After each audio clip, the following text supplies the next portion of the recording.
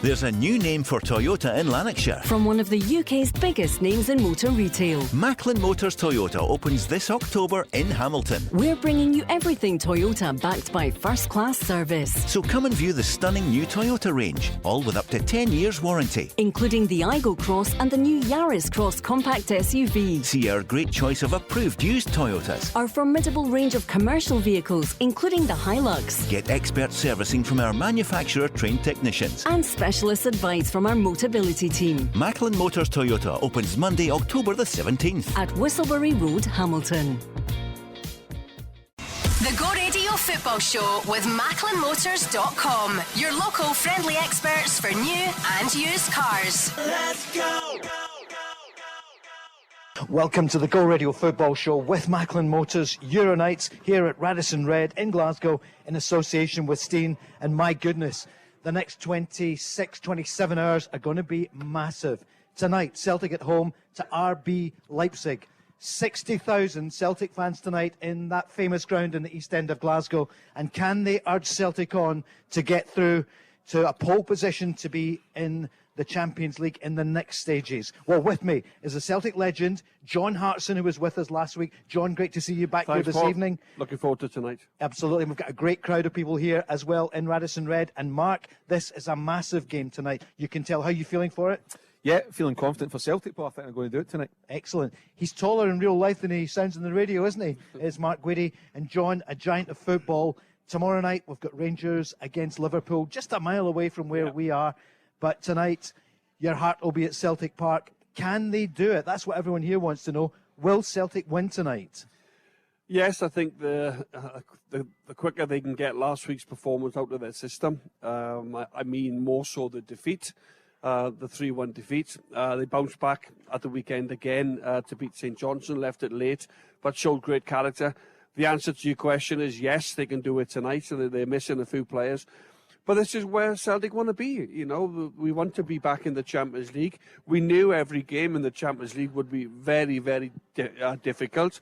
Started the competition really well with Real Madrid, the performance in the first half. Then we probably should have beat Shakhtar. And then last week in Leipzig was disappointing because I felt we didn't particularly play that well. I thought they played better. Leipzig deserved the win. But if we want to remain looking for that third spot, potentially second spot if we can win our next two tonight, and of course Shakhtar. But it's a must-win game. I see it as a must-win game, but the players have to step up as well. We know they'll have the crowd, but it's down to the players as well to step up and raise their game tonight. Shakhtar playing against Real Madrid, the current champions of Europe. Mark, this game here tonight, what's your feeling? Celtic scored last week. They've got a point already. They know against Shakhtar they should have won that game. We know that Callum McGregor's out. Cameron Carter-Vickers is back. But there's still a question about Jota. Yeah, we'll see if Jota passes a late fitness test, Paul. If he doesn't, there's good options. You know, if James Forrest is going to come in, I've every confidence in James Forrest. I think he's been very unfortunate not to have had more of a run in the team. You've got Maeda, you've got Haksabanovic, so you've got plenty options. But for Celtic, they need to go and win the game, Paul. Yeah. And if they take 6 points, if they win back-to-back home games, 7 points will absolutely guarantee them third place. And 7 points may well be enough to get you second place to see you into the knockout stages. But my concern is defensively. I was at Perth on Saturday, even watched them in Europe. They look a bit fragile defensively at the moment. They don't look, you know, head up, shoulders, but boom, right into it. They look as if they can lose a goal pretty easily. And Leipzig's biggest strengths are in attack. So as long as Celtic need to be more defensively minded tonight than they were last midweek. I think they were far too open. I know it's the manager's way. I get that. I'm not suggesting that he changes his philosophy and puts 10 men behind the ball. But they need to be more defensively minded, in possession and out of possession. And if they do that, I think they can get goals tonight to win the game. Well, I think they'll play the same way, Mark. I think they will leave gaps at the back because that's what they do. I think the two full-backs will come back in tonight. Juranovic and Taylor will come back in for Burnaby and Ralston, which was a big change at the weekend. And then, you know, you're looking at, Abelgard. Will he come in? He's a defensive midfield player. That's his position. He's on loan from Rubin Kazan. So this is why these players, you don't want to come to Celtic and sit on a bench every week. You want to come to Celtic and play. Nobody's really happy being sub. You can get into a habit of being sub. But this is their big opportunity tonight, a big game going in because of a lot of players are missing. So tonight, it's the ones who are coming in have to perform. James Forrest has done it many and many a times down the years for Celtic. Can he come in tonight after being out for a while, in terms, I say being out, in terms of not being a regular starter? So can Jamesy come in tonight and put on one of his fantastic performances, which we've seen many a times down the years from James Forrest? But defensively, Celtic need a strong defensive performance. Because on the counter, that's where they look susceptible still. The main focus from Ange will be defensively, take your own responsibility, defend properly, but they still want their fullbacks to go forward. They will still bomb forward. They won't play cautiously. That's the way Celtic play. They're at home and they need goals. And they should use that advantage, Mark, of the crowd. Let's hear from Ange Postecoglou. So this was yesterday. The big question we woke up to was, what's happened to Jota? He missed training yesterday. This is what the manager had to say about Jota.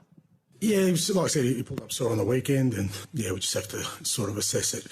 It's a quick turnaround in games, so usually second day we've usually got a couple missing anyway, but obviously with the game tomorrow we've got to make a decision.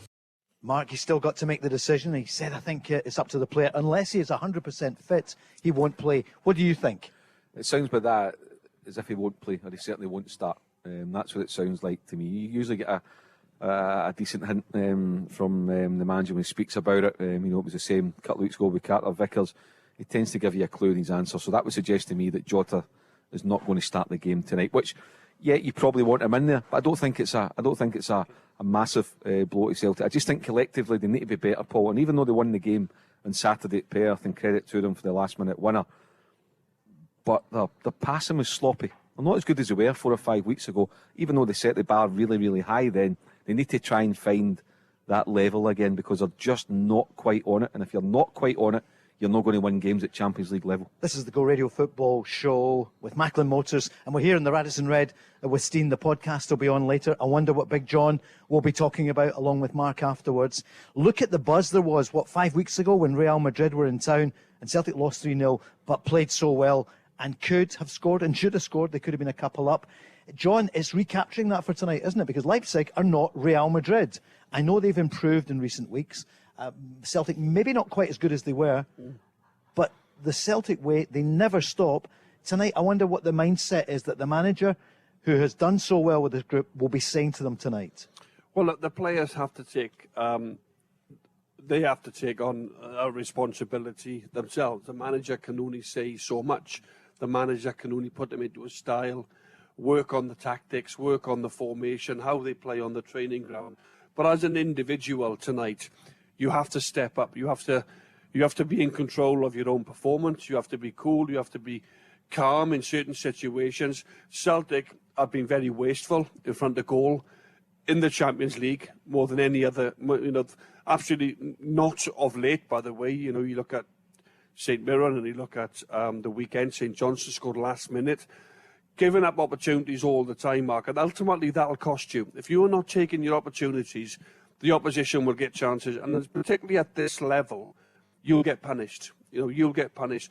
So, as a team collectively, they have to take their opportunities, and as Mark alluded to, take responsibility in terms of defending. Can they keep a clean sheet tonight against a real top side?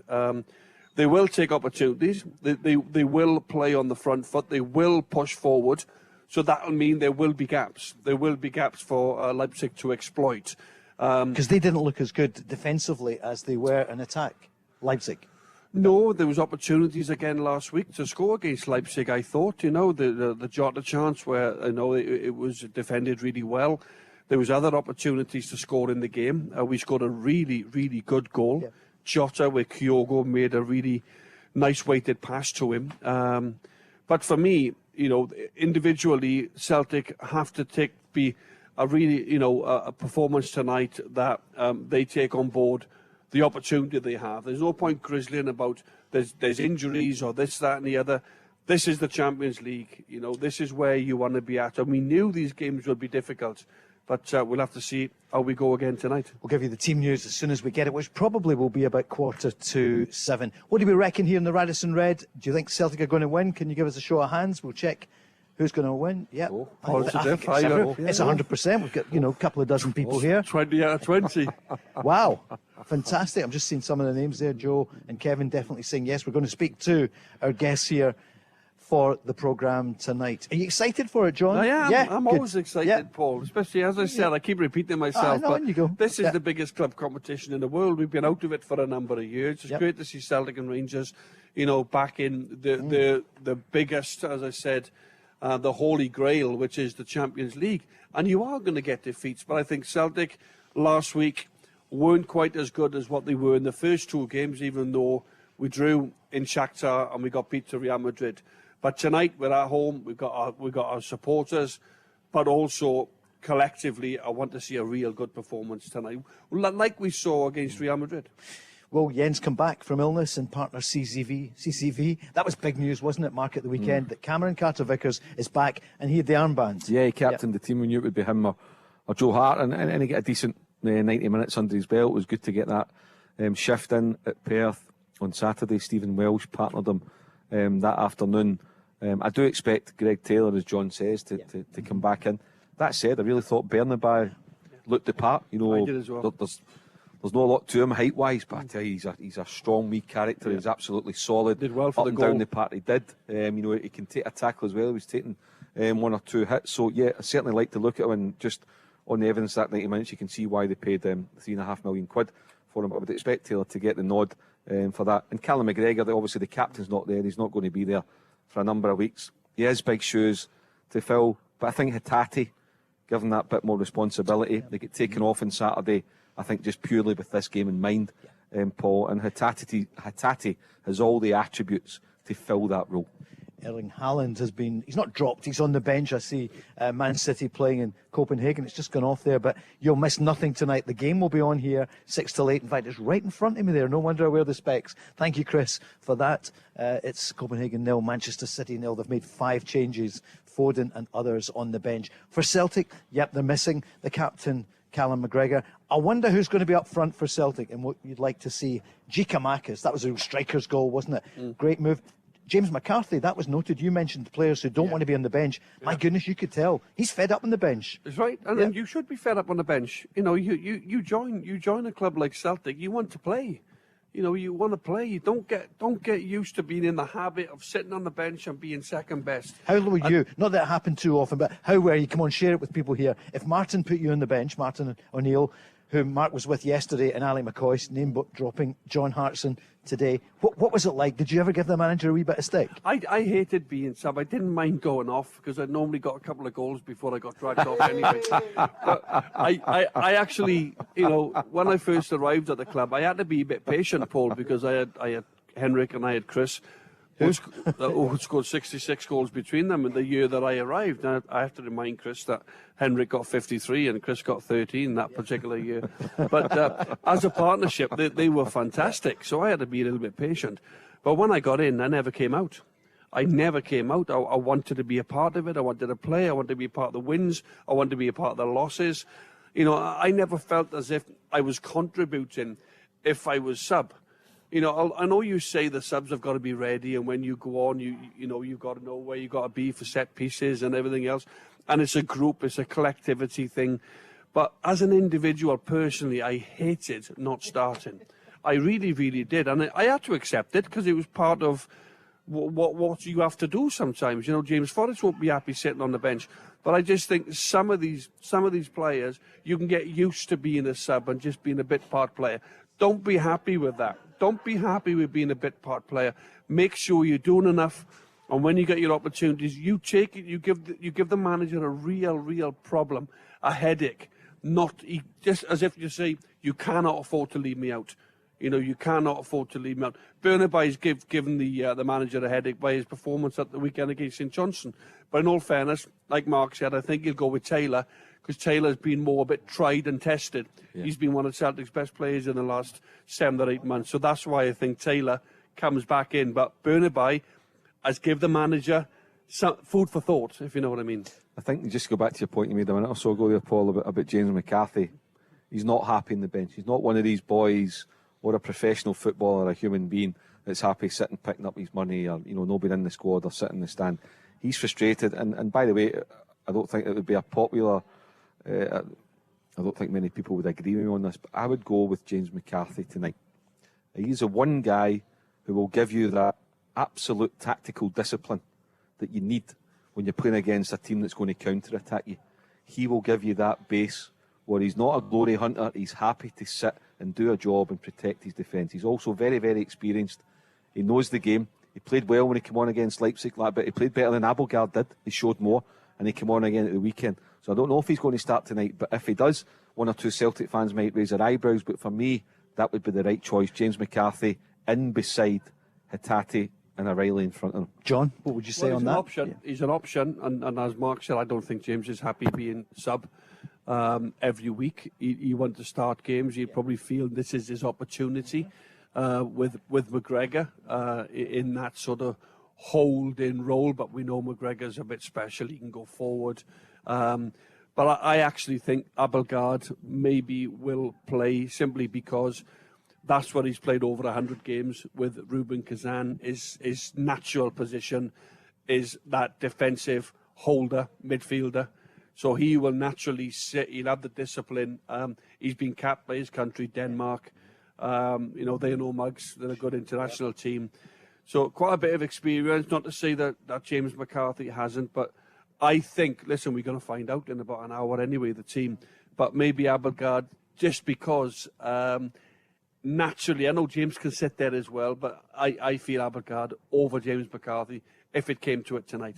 I think we'll get the team first and exclusive because we've got the UEFA app. So we should get it. It's all about apps now, isn't it? I love that. Exclusive team exclusive. use. That's what we say, isn't it? Exclusive here in Go Radio. Back it's got to be day, done. Yeah, Big John's playing it. Yeah, what a scoop it was to get the team first, John, back in the day.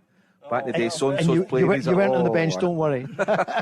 How was Martin O'Neill last night and Ali McCoist? Yeah, they were in great form together. Yeah, they were dynamite together. They were entertaining the people at the William Hill shop in Glasgow, and they put on a good performance. It's good to see them really, really comfortable in each other's company. They were saying the first time they worked together was in television for France '98. Martin and Ali were both pundits going back 24 years ago. Yeah, so it was good to be in their company, two legends. Notice that wee plug there. Thanks, John. Is 11 years and 1 week now without a bet, as we celebrated last week on the show. It's all about responsible betting. Absolutely. Of course it is.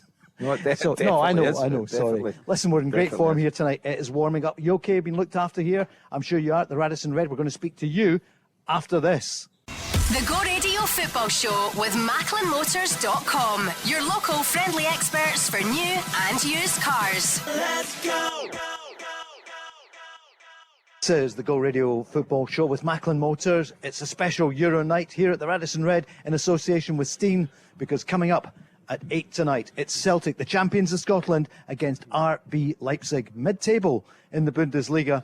But they turned it on last week when they beat Celtic 3-1. But Celtic got that goal from Jota. Will he play tonight? We'll find out very shortly. We'll have the team news in half an hour or so. And we'll also preview tomorrow night. We're here in Glasgow. Liverpool are in town. In fact, they are in town for the game. They've got some injury worries as well. And my goodness, John, they're off the boil a bit as well, aren't they, down south? Their worst start in 10 years. And I hear people today going on about Klopp. He's won everything with them in 6 years. Well, he has, but he admitted himself at the weekend that's them out of the title race. He believes that.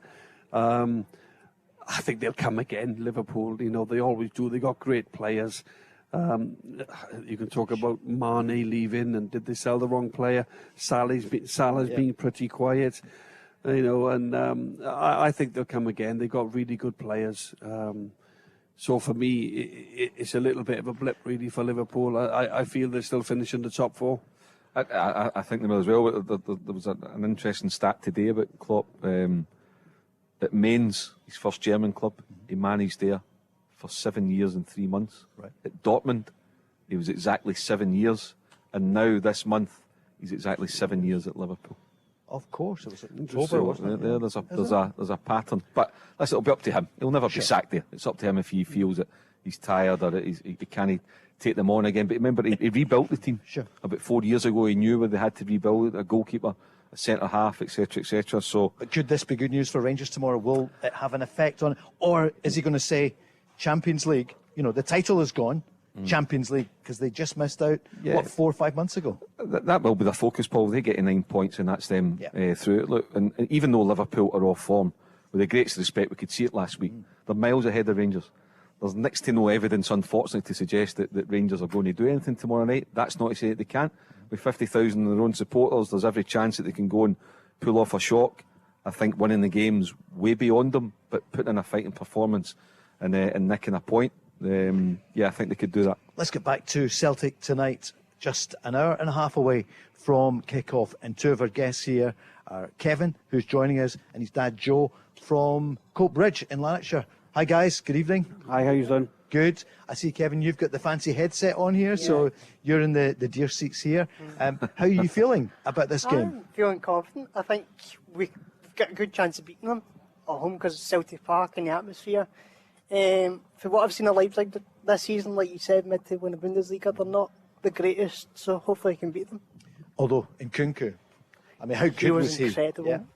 You were saying to me beforehand, one of the best you've ever seen. Yeah, easily. He was incredible last week.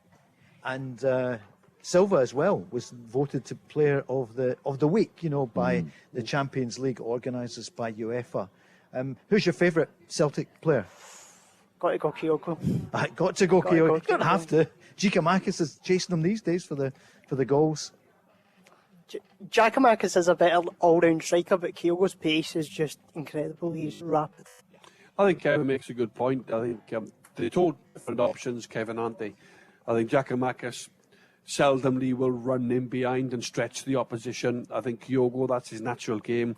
He loves, playing on the defender's shoulder, doesn't he?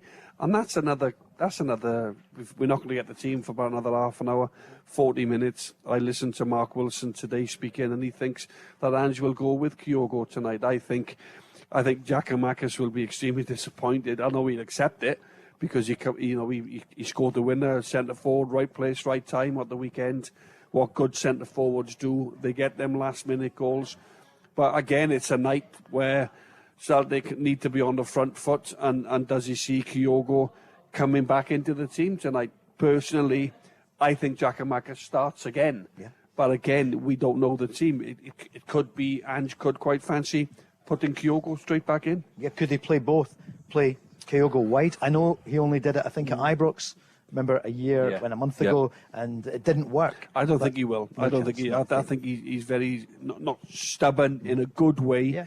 Yeah. That his philosophy is 4-3-3. He told me a couple of months ago he'll never change. He's going against his philosophy. He's going against his beliefs that he would change. And I also think you've got a couple of wide players like Haksabanovic, Forrest, Maeda, one or two others that can also play wide with the absence of Jota if he doesn't quite make it. Yeah, I think Kyogo starts tonight. He didn't come off the bench on Saturday, so I think it's with tonight. Was that resting? He was resting. I think so. Yeah, I think a bit of that just keeping them fresh. He'll have a plan to get at Leipzig tonight. As John said earlier, Paul Lambert identified it last week as well. They are susceptible to it at the back. Now, as Kevin mentioned, the quality and Cuckoo, as you said, Paul, Silva, throw Timo Werner in there. They'll score tonight. Both teams will score. But I reckon Celtic tonight, at some point, they're going to score a few goals, because you think of the chances that they've missed and have created in the 3 games, including Real Madrid at home. I think Celtic might need to score 3 times tonight to win the game, Paul, because I can see Leipzig getting a couple of goals, and I don't think it's beyond Celtic to get 3 goals tonight. Kevin? Yeah, I'd say that's a shout. But I do think we can maybe win it at 2-1 as well. But you obviously you want more goals, don't you? Because you never know what Leipzig can do on the break. But you've seen it last week as well. It was a great game for the neutral. They said it was one of the great games of last week, and it was. Your dad, Joe... It wasn't a great game for us to watch. No. We weren't neutral, but like Mark said earlier, these chances are going to go in one of these games eventually. I'd be more concerned if we weren't creating chances. We are creating the chances, and it won't carry on as continually missing these. So I think hopefully tonight's the night. And for you, who would you start with? So John is saying Giakoumakis. John, that'd be right. You'd start, personally, Mark thinks it'll be I Kyogo. agree with John. I would start Giakoumakis, but I also agree. I think Ange will start Kyogo. Are you just saying that because it's Big John? And I'm sitting right beside him, yeah. A Celtic hero. He's got his own opinion. So is Kevin. Kevin. Kevin did a radio show today as well in Cumbernauld. It's your first show, would that be yeah, right? So first live show in Cumbernauld. Going to be doing that every Tuesday. Brilliant. Off next week, so start back the week after. You're a part-timer? I just want a break, Need it. What do you talk about, Kev? What is your show all based around? It's just general football, so we talk about football show. Football up here, football down south, football in Europe. We touched on the women's game as well, because they're playing against Republic of Ireland. Well, Wales have got a big one tonight as well. They play Switzerland. Of course, Scotland women's against the Republic of Ireland tonight, 8 o'clock at Hampden. And listen, if you're listening and if you don't have a ticket for Celtic Park, you can go along to Hampden, because the crowd was 10,167 last week. It's going to be tough against the big game tonight, but it would be brilliant to see them there, because we're lagging behind England in terms of the support for the women's game. John, were you going to No, I jump was just about to say to Kevin, I've got 4 daughters, Kevin. I'm hoping that, but none of them are interested in football. Can you believe that? But there we are. Because that'd been brilliant when it Hartson. But the women's football. They can play for Scotland, John? Yeah, absolutely. Yeah. But the women's football now is huge. Yeah. It's so popular. There's more sponsorship coming into it, and there's more back-in and everything else. And it's worth now getting your daughters into football if that's what they want to do. So as I said, but I've got 4 daughters and none of them are interested. So that would be fantastic in the commentary, wouldn't it? Hartson back on the field again. Kevin, was he one of your favourite players? I'm difficult to say otherwise. Yeah, well, I would easily say you and Larson were just incredible for me. Fantastic, isn't that lovely? And Joe, what about yourself over the years? I mean, Celtic built that tradition, from the 60s, the first British team to win the European Cup. That star is there on the jersey. Yep. I was just before your time. Who's your all-time favourite Celtic player? My all-time? Yep. Sitting next to Big John, it's still Henrik. Of course. I mean, he's mine as well. Exactly. Don't worry about that bit. Henrik and John, 352 goals. Between you 110 for John and 242 for Henrik. And then you throw, what did City get? 94-4-2 between the three in that period. Yeah, that's good arithmetic. I think it's 446 goals between the three of us. 446. What about Ronaldo getting 700? John, I mean, is he the greatest striker of all time? Well, his goals suggest that, don't they? I think there's an argument because there's been so many. My favourite of all time was Maradona. Messi, I'm a huge admirer. Ronaldo, you can't. At Real Madrid, his goals per games record, I think he's got more goals than games. That'll take some doing. At Man United, he's a little bit older. He can still produce moments of magic, not quite as consistently as probably they were expected him to, but he can still be the game changer. Joe, what are you thinking for tonight then? What do you think the score's going to be? I would go for 3-1 for Celtic. 3-1? I think both teams will score. We're capable of letting a goal in, but I'm going for 3-1. Could be goal Tonight's fest. the night where the goals click. Sure. And at the back, who would you like to see as the holding player? Well, I mean, it's probably going to be Jens if he's fit, and we think he probably will be along Carter Vickers. But who, in front of them, who's going to be the holding midfielder in the Callum McGregor role? I would go Abelgard. You'd go Abelgard, I just think he's a bit more mobile than James McCarthy.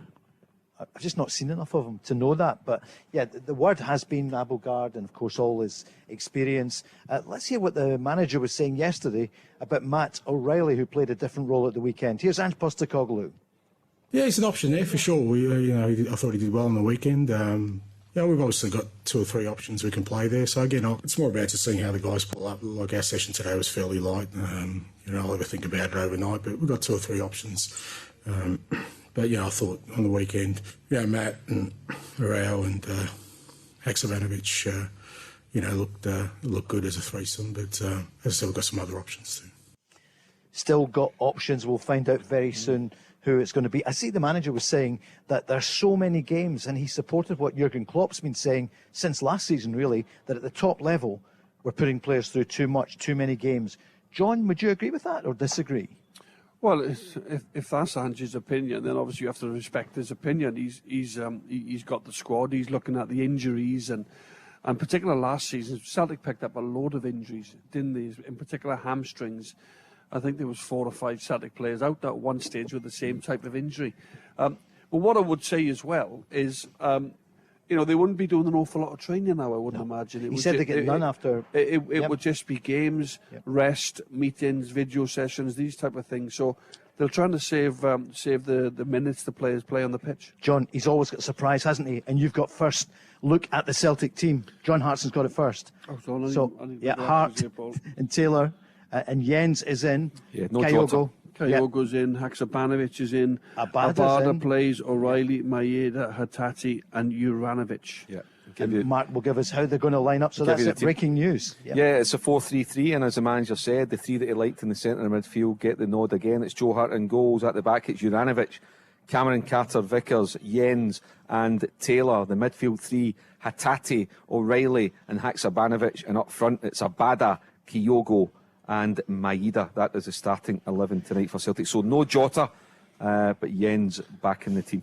And Abada's come out of nowhere, hasn't he? In fact, we talked about him today, earlier on, saying he's not been mentioned. Yeah, well, I mean, he started on Saturday, Abada. He missed a sitter to put Celtic 1-0 up, and he missed a real chance to go and put the ball in the net. Could manage it. But you look at it, it's a strong starting 11. Giakoumakis on the bench. Turnbull back on the bench tonight as well. That gives Celtic that extra option. James Forrest on the bench. So there's really good options for the manager there. But as he mentioned, he always gives you a clue. He's always pretty honest in his conferences. The 3 that he mentioned that he was happy with in the centre of the park get the nod again. I think the 2 wide men tonight, is in particular Abada and Maeda, because the ball goes out there generally to Jota. And you know how influential Jota is. You know, that wide player, attack. He can go round the outside, he can go to the line and he can stand the ball up. He can cut inside and he can get shots away. And the responsibility's on Abada and Maeda tonight to fill that gap in terms of what Jota gives you, in terms of supply in the front players. And also we got to get the ball. You know, we've got good passes in the middle of the park with O'Reilly and Haksabanovic. So, you know, Hatate as well. But we've got to get on the ball first. We've got to make sure that we keep it. I don't know if the Celtic supporters in here agree tonight, but, you know, a few friends of mine, Celtic supporters, not having Maeda at the moment, Paul, not having him, but he starts tonight. He's got the nod over Forrest. There was other options. Could have put Haksabanovic in wide and brought another central midfielder. And why do you think he's gone with Maeda? Because we've heard that as well. He trusts Maeda and he puts a good shift in defensive. Much as we say Celtic's open, it's all about the front foot. He will track back, but I think, you know, creatively in the final third, you know, just having that composure, I think sometimes Maeda maybe lacks it a wee bit, but the manager clearly trusts him. I mean, you look at the Leipzig team, you know, the bottom line is they've got the big 3 in, and Kunku, Silva and Werner, the 3 of them play tonight. Yeah, the whole team is Blaswich, who came on early in the game last week, Simikin, Orban, the captain, Haidara, Timo Werner, Slabozley, and Kuku, Andre Silva, who scored a double last week, Raum, Schlazer, and Guardiol. So it's a top team. Kevin, what do you make of the Celtic lineup there? I'm a bit undecided, because when you look at that midfield, there's not really a natural sitting midfielder in there. They're all more number 8s than number 6s. I would have thought Abugard would have started, maybe over Haksabanovic, yeah. But we'll wait and see how it pans out. I don't know if it's too offensive. Okay. Yeah, but maybe they've got to go for it. John, what do you think about that? Could it be too offensive? They could be opened up, couldn't they? Yeah, but I think Haksabanovic, one of them will have to take responsibility. You know, when they go forward, somebody has to be, you know, talking. You can't be gung-ho. You can't be throwing every single body forward, because we know we are susceptible on the counter-attack. Real Madrid scored goals on the counter-attack. The 3rd goal, Leipzig last week, got the 3rd goal, almost a cardboard copy of the same goal. Crossfield, gaps at the full back, and the player cut it back with a volley back across goal.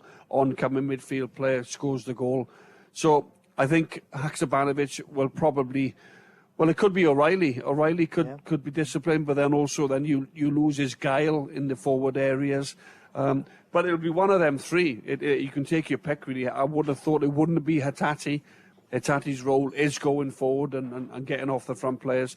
So it's either going to be O'Reilly or Haksabanovic who has to play, as you said, Kevin, in that number 6 role. Joe, what are you thinking?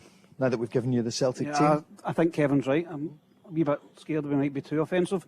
Although I was really happy against Madrid because we came out and had a go. So you want to see your team do that at home, and that's what we're here for. So we may as well go for it. And have a go, Joe, isn't it? You know, this is that we knew it was going to be tough. We knew we were going to come up against top opposition. Go and have a go. That's what the fans want, and there's no doubt the fans will be unbelievable. Kevin mentioned it at the top of the show. They'll have the support tonight, and that's not a myth. You know, it is like a 12th man. I've played there many a times, and the crowd get behind you to do something well, and they push you on. If you score, then you know it's such a great advantage. If you go in front and you get that first goal, which we failed to do against Real Madrid. On the bench, the two keepers, Bain and Siegrist. Giakoumakis, who scored that winner. How much did you enjoy that? Where were you? I was actually at a family party and the full place just erupted. It was me. People on top of tables and top of chairs. No, but it was a great goal. Were you there at the family party? I was me, was on top of the chairs. So, yeah, that was that special moment for Celtic fans. And that could help today. John, does that give them a bit of a bounce? I know it's different. It's a league game. But let me continue with the bench anyway. So, Aaron Moy, is he thinking, well, I thought I might be in. Turnbull, McCarthy, we talked about. Bernabe, the Argentinian who did so well at the weekend. Abel Gard, Robertson, Forrest, Ralston and Welsh. We're going to take a quick break and then we're back in a moment.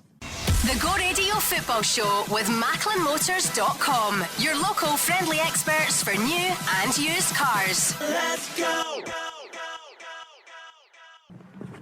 Well, we give you the Celtic team and RB Leipzig. We're just over an hour away from kick-off. Yep, you're on the Go Radio Football Show with Macklin Motors Euronights here at the Radisson Red in association with our friends at Steen. And there'll be the podcast after the game, which will be available. The first thoughts of John Hartson, Mark Guidi and myself, Paul Cooney. The headlines tonight: Jota didn't make it for Celtic. They line up. Mark Guidi, how will they play? Yeah, 4-3-3, Joe Hart in goals at the back, Juranovic, Carter Vickers the captain, Jens is back in the team and Taylor is also back in the team at left back. A midfield three of Hatate, O'Reilly and Haksabanovic, and a front three of Abada and Maeda in the wide areas and Kyogo through the middle. 4-3-3 for Celtic. Patrick joins us from Law in Lanarkshire. Patrick, welcome to the Go Radio Football Show. Happy to be here. Yep, you've been in Edinburgh today as well. You're a trainee quantity surveyor at QS. Yep. Well, welcome here. It's been a long day for you, but I can tell you're buzzing for this game I tonight. really am. What's your first feeling then about the Celtic lineup? I was confident before I seen it. Now I'm a bit worried. I see us scoring. I'm not sure about winning now, but I think it could be 3-2 either way, to be honest. Mm-hmm. And what did you want to see in the team then? Who would you have had as the holding midfielder? I would have had Haksabanovic over Abada and probably McCarthy, to be honest. I just see we need somebody like that. You see how quick Leipzig can counter, and I'm really worried. So I think one out of the three. I don't think Haksabanovic can play as a sitter at all. It's not in his makeup, which is fine. That's fine. O'Reilly can do it, but it goes against his natural instincts. It goes against Hatate's natural instincts. But if you're asking me to choose one out of the three who'd be the most disciplined to be that holder, I think it's Hatate. And it's not his best position in the team. So the manager is going with three pretty much attack-minded midfielders rather than having two and bringing in like a McCarthy or a Moy or somebody who would be, or Abelgard who would. So I think Hatate, out the three of them, will be asked just to keep a wee eye more in the back line rather than going forward. And it's whether he can just curb his natural instincts and stay back. Because I think we asked Kevin and Joe earlier on, and said perhaps we're a wee bit too open in this lineup. But I don't think that's in Ange's vocabulary, that phrase. Well, it's the manager's prerogative, and he's gone with this team. Lots of people will be arriving at Celtic Park tonight thinking, why haven't we played a midfielder with a natural sort of defensive mentality? Haksabanovic, I thought, was a wide player or a central midfield player that can go and play off the front and add goals and add service into the box in terms of his delivery wide in areas. And that is my only concern about the starting 11, is that we don't have that. Now, O'Reilly could play there. He's comfortable enough on the ball. I don't see Hatate playing there because we've seen Hatate break off the front. We saw his goal, which was given an own goal in Shakhtar Donetsk. He was bursting a gut to get into the box. Going forward-wise, offensively. And that would be my only concern, is that when they have the ball, and they are breaking on us, like, who's going to be disciplined for us? Who's going to be the one that is sitting, giving us that little bit of an insurance in front of the back four? So for me, that is my only concern. The middle of the park, who's going to be the sitter out of them three? Maeda, I don't mind. Abada, I don't mind, because obviously without Jota, could have been Forrest. And Kyogo, we know what Kyogo brings anyway, although Giakoumakis may be a little bit disgruntled. He's not starting after his winning goal at the weekend. He has to accept that Kyogo, I believe, if Anjat name is 1 to 11, Kyogo starts every day of the week. But Giakoumakis, you have to say, he's never let anybody down up until now. So probably Kyogo will say, go in, knock your pan in, give it everything. Yeah. And Giakoumakis will come on at some point. Oh, there'll be changes tonight, 100%, because Celtic just cannot keep this energy levels up, and that's why Ange sometimes makes 3-4 substitutions in one go, because the players are knackered by the time they get to 65, 70 minutes. Patrick, is it not a case of in Ange you trust? I mean, course. listen, of course everyone's got their own opinion, but maybe he's got something there. The more I think about it, I think he's planning, as soon as the game starts, going for it. Cavalry charge. Yep. I think. Go, go, go. I think the way they've lined up. Any other sound effects we want there from the Who do you think will sit, Patrick? Who out of the three do you think's the most disciplined to just give that wee bit of protection? It must be Hatate. Haksabanovic, I don't see defender at all. I would see him probably going further forward than Maeda.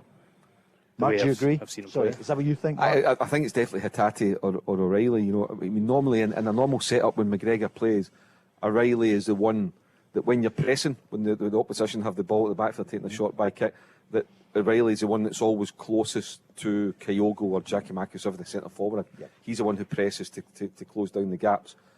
But maybe O'Reilly might be, the manager gets in, he says, listen, I know you don't want it, but I need you to do it. But if it's me, I just think I would go with Hatate in that role. But still get a licence to sit. Maybe him and O'Reilly will just alternate. That can be done. It's like the front three.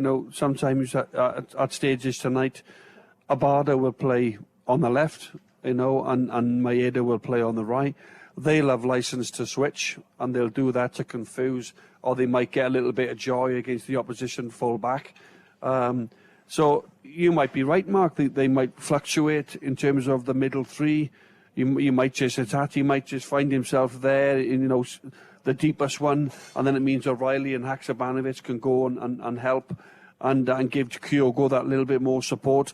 10 minutes later, Haksabanovic might be the deeper one, and he might just needs the discipline to sit.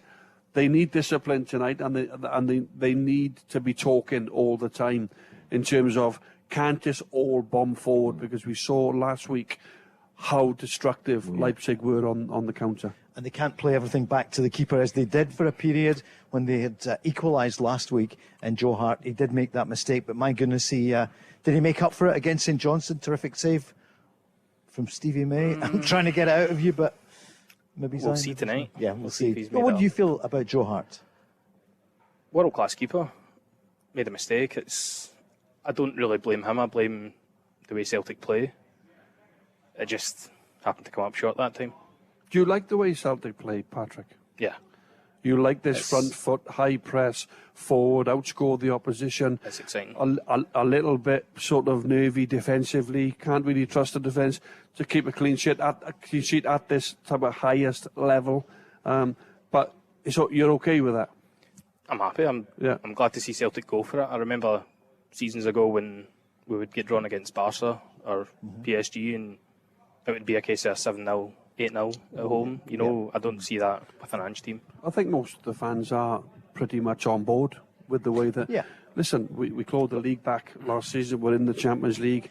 And there are a few questions asked because of the opposition that we're up against and the way that we are conceding goals. Very, very easy goals, really, that you'd normally want to stop them, them type of goals against you.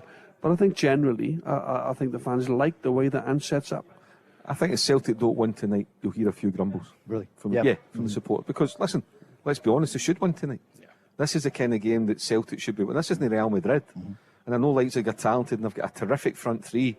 But these are the kinds of games that Celtic should be winning.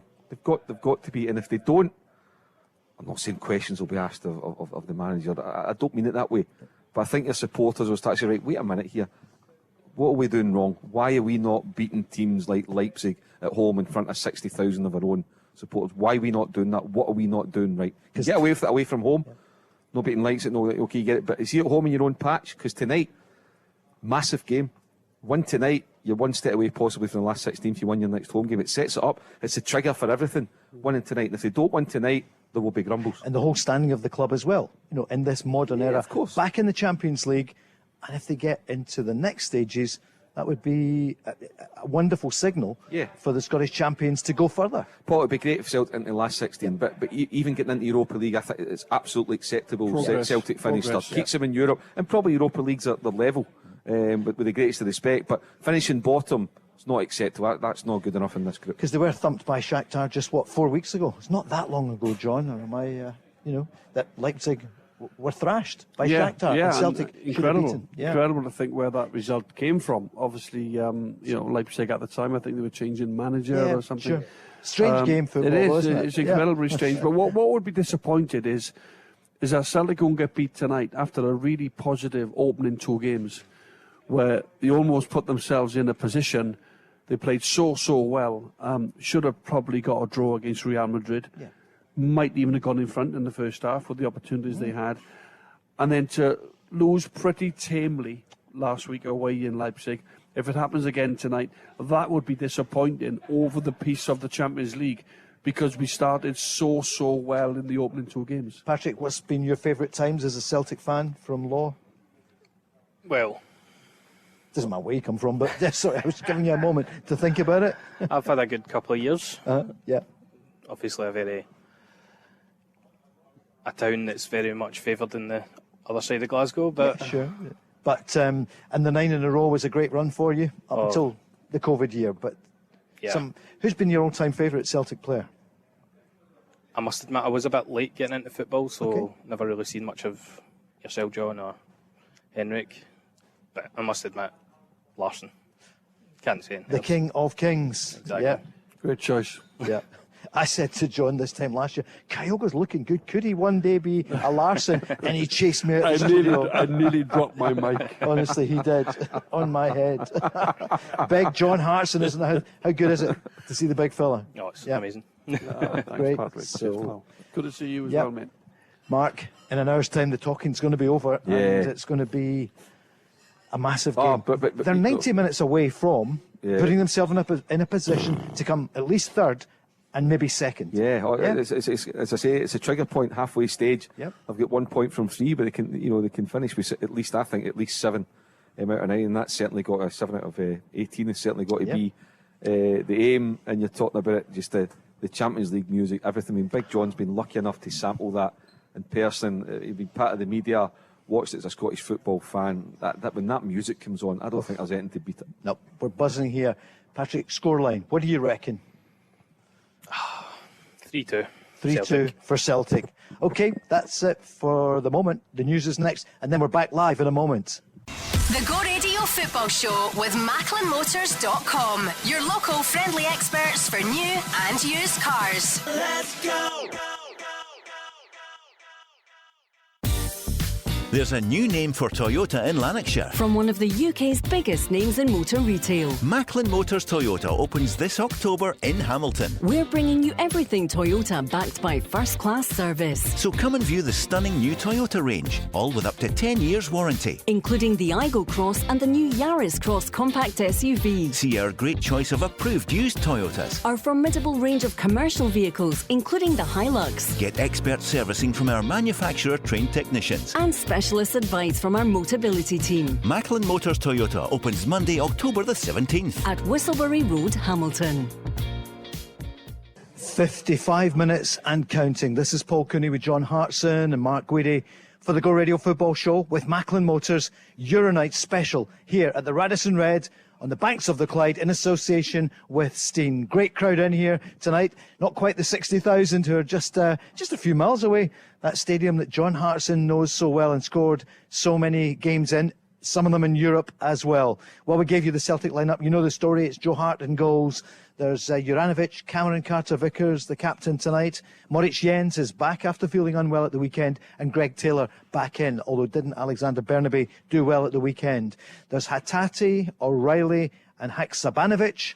And Abada on the right, Maeda on the left, Kyogo up front. So Giakoumakis doesn't start. Well, we could mention a few others who don't. The question, people are coming on the socials and saying they're a bit worried who is going to be in that holding midfield position, which Callum McGregor did so well.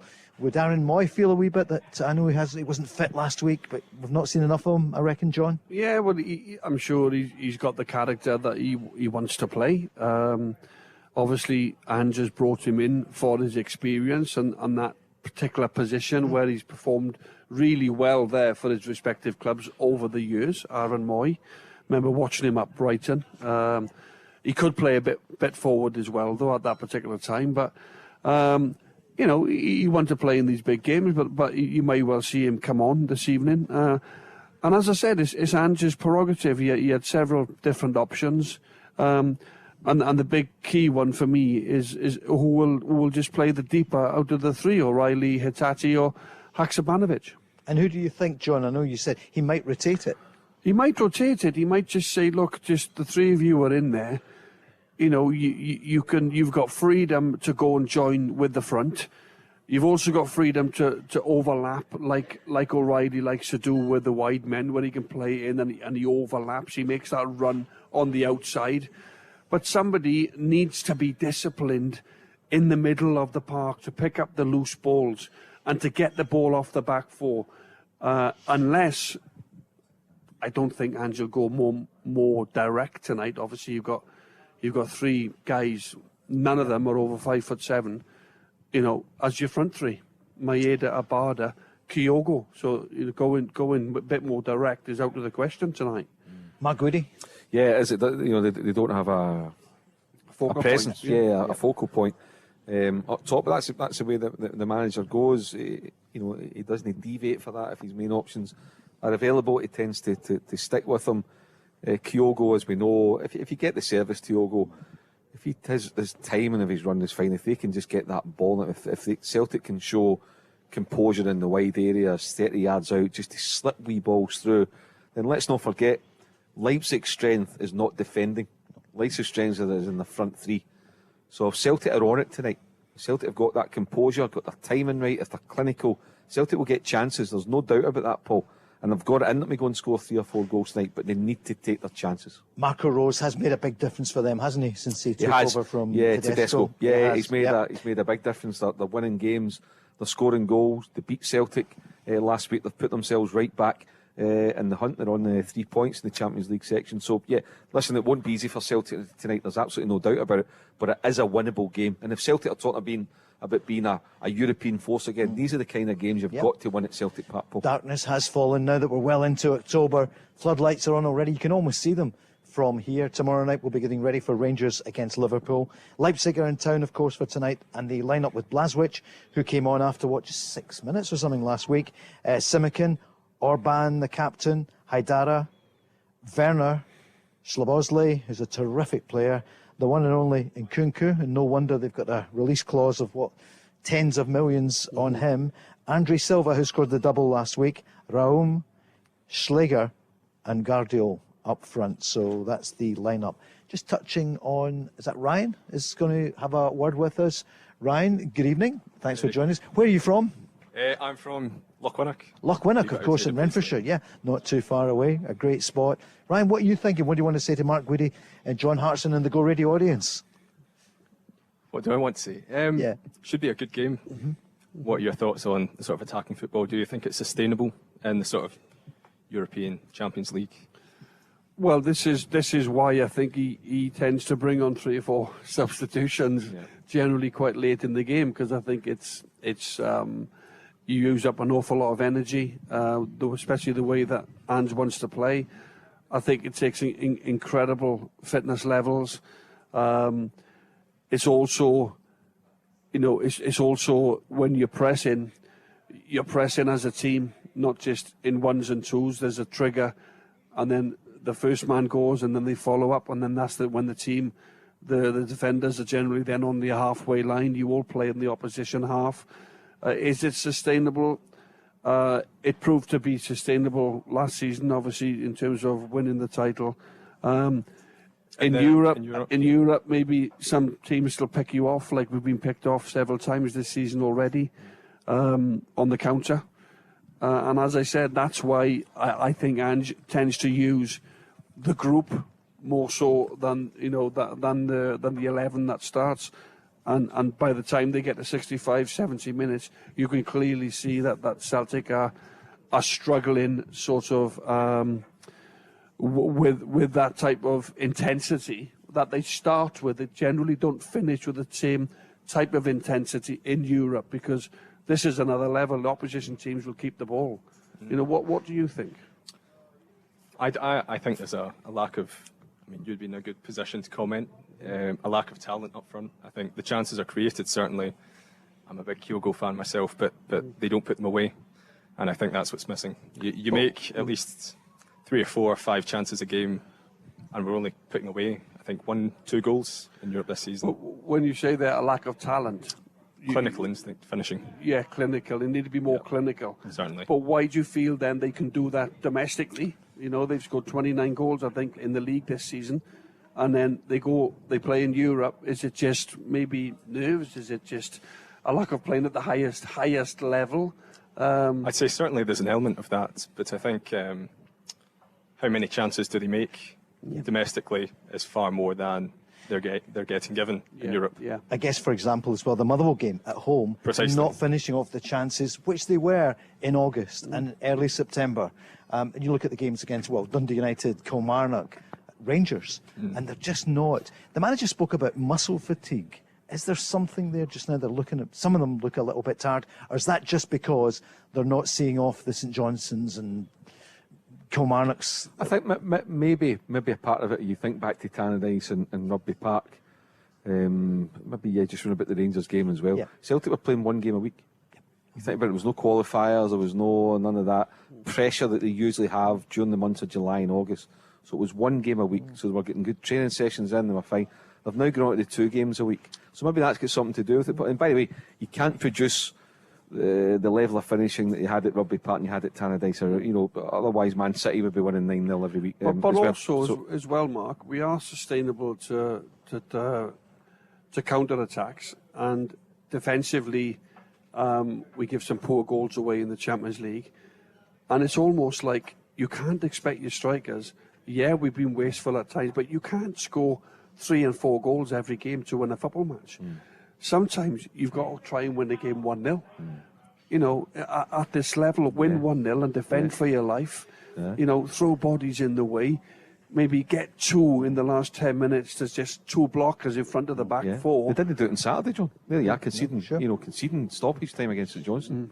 Albeit they won the game, but they had the chance to go and win that game 1-0, as you were saying. They couldn't do it. Help me out here. Did that ever happen, John? Did the attacking players, did you ever have, a situation with defenders? You're going, actually, I'm thinking of the UEFA Cup final win, and I know because of injury you didn't play, but you played such a huge part. And I remember after that game and covering that game that some people, like Henrik Larsson, must have said, what have I got to do to win the gold medal, to win, because he played so well, got a couple of goals in the defence on that occasion. I think Celtic have good defenders, but I just think that the way Celtic play, they push their 2 fullbacks on really high up the pitch to create an overlap, and then what happens is your 2 centre-halves come out with the ball, and there's always a spare man in the middle of the park. You always try and give it to the spare man who can get on the half turn, and then either play it into the front or play it wide. That's what they do. But for me, you've got to take your opportunities at this level, and that's what Celtic will rue if they go out to this competition early, because they had opportunities against Real Madrid. Shakhtar Donetsk, they could have been out of sight, by the way, and last week wasn't so good. Although they got it back to 1-1, and all of a sudden, within 40 seconds, Leipzig are back in front. That's concentration levels. Ryan, what are you thinking about Giakoumakis then? You're mentioning about the striking options. How do you feel about him? I'm a big fan. I think he shows that instinct that you have every time he comes on. He's not playing a full game, but he's still getting goals. And I think that's at the Champions League level. That's Would you start to do them tonight, Ryan? I would, yeah. I think it's important to have. I think he offers a different type of football as well, where Kyogo is a bit more dynamic and a bit more ball with feet. Giakoumakis offers that, the ball up top, hold the play up, and allows other players to play off him, and gives that a wee bit of respite for the players back. There's not many teams in the modern game at this level who've got the height profile that the Celtic team have. And some people mentioned that to me last week in London watching it, and they said, yeah, you don't get many 5'7" these days in the English Premier League. But it has worked to great effect for Celtic at home. That's what you look. Well, I mean, you look at the team tonight. Look at the 10 outfield players: Juranovic and Taylor, 5'8", both of them.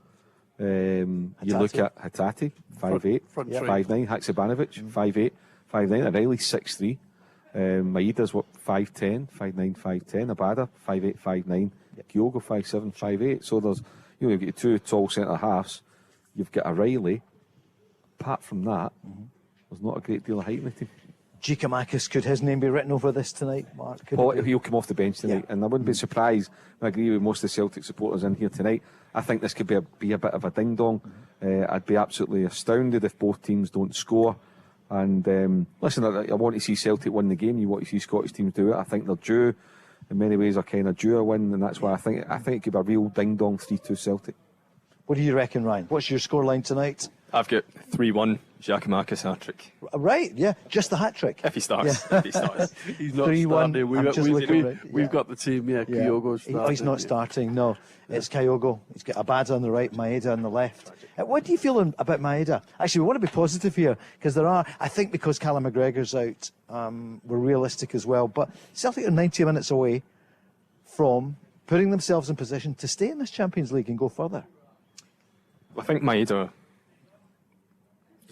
buys into the Ange philosophy of starting defence from the attacking third, and I think he offers a threat, certainly in pressing, causing the opposition to make mistakes, and I think that's very valuable for the team, especially the style of football that's being played.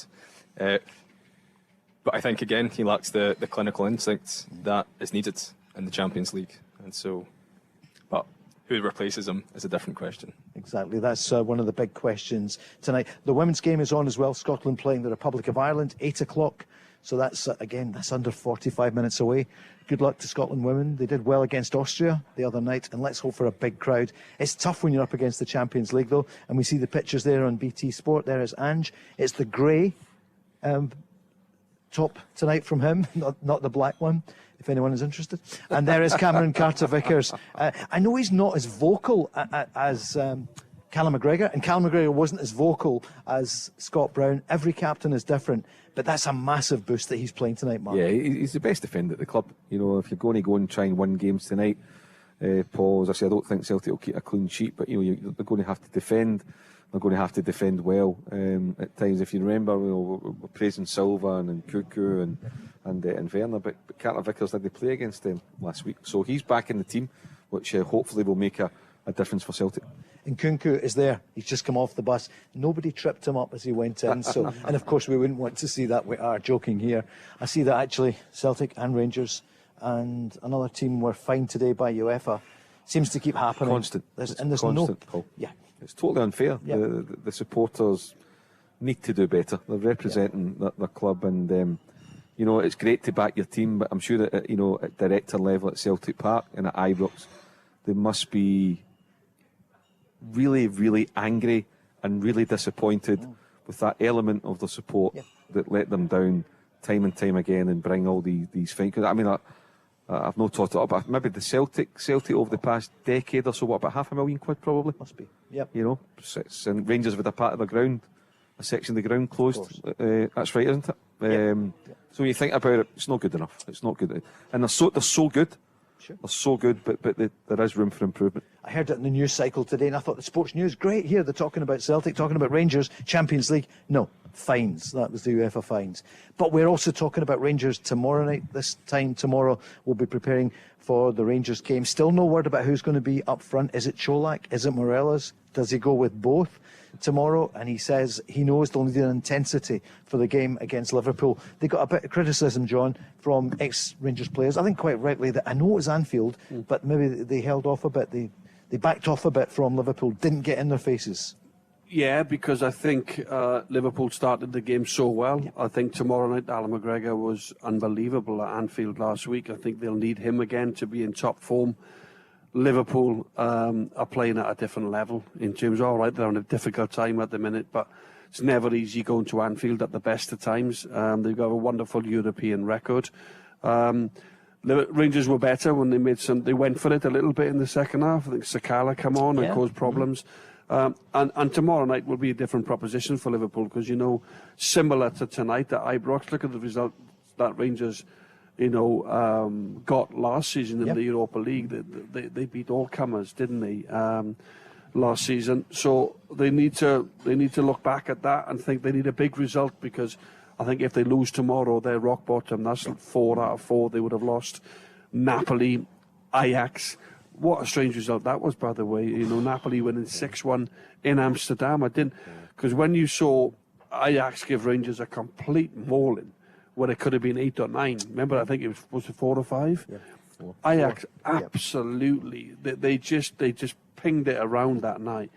And Rangers couldn't get near them. I thought Ajax were magnificent, by the way. Then I look at them going to Napoli and think, they're not that good. Yeah. So that is a very, very tough group that Rangers were in, Napoli, Ajax and Liverpool. So, again, they're in the Champions League and it's all about progress, isn't it? Ryan, what do you think for Rangers tomorrow night? Could they get a point? Could they get their first goal? I don't see it happening, although with Liverpool's recent form, anything is possible, especially with the Rangers team who've shown strong form in Europe. And so...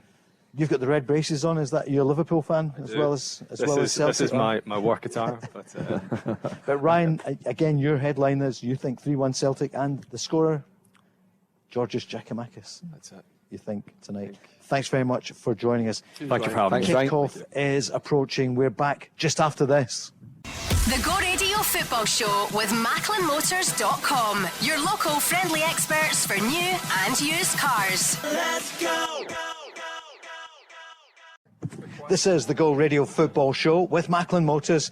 Euro Night special here at the Radisson Red in Glasgow in association with Steen. What a run it's been. So for Celtic, what's that, 4 or 5 weeks ago? Real Madrid in town. And look at Modric. Look at saying afterwards, wow, the atmosphere was special. And he's someone who has been around the world. And then Shakhtar.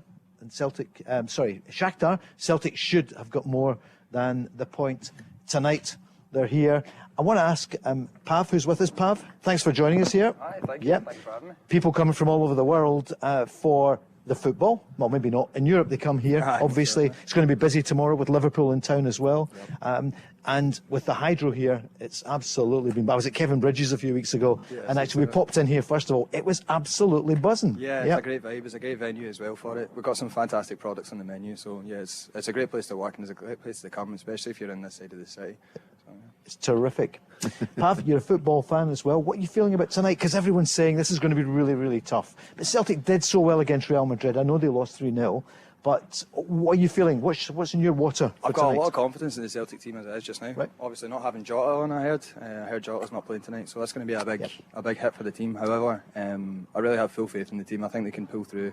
We're really starting to group together. You can really see that in the team. There's like some solid lines of defence now. They're really working together back there, so I think we can really hold off the attack, and if we play smart, keep possession, I think we can really pull this through and at least scrape by with a couple of points. I think as well, looking at last week's result in particular, we all think now that Leipzig are this great team. They beat us 3-1.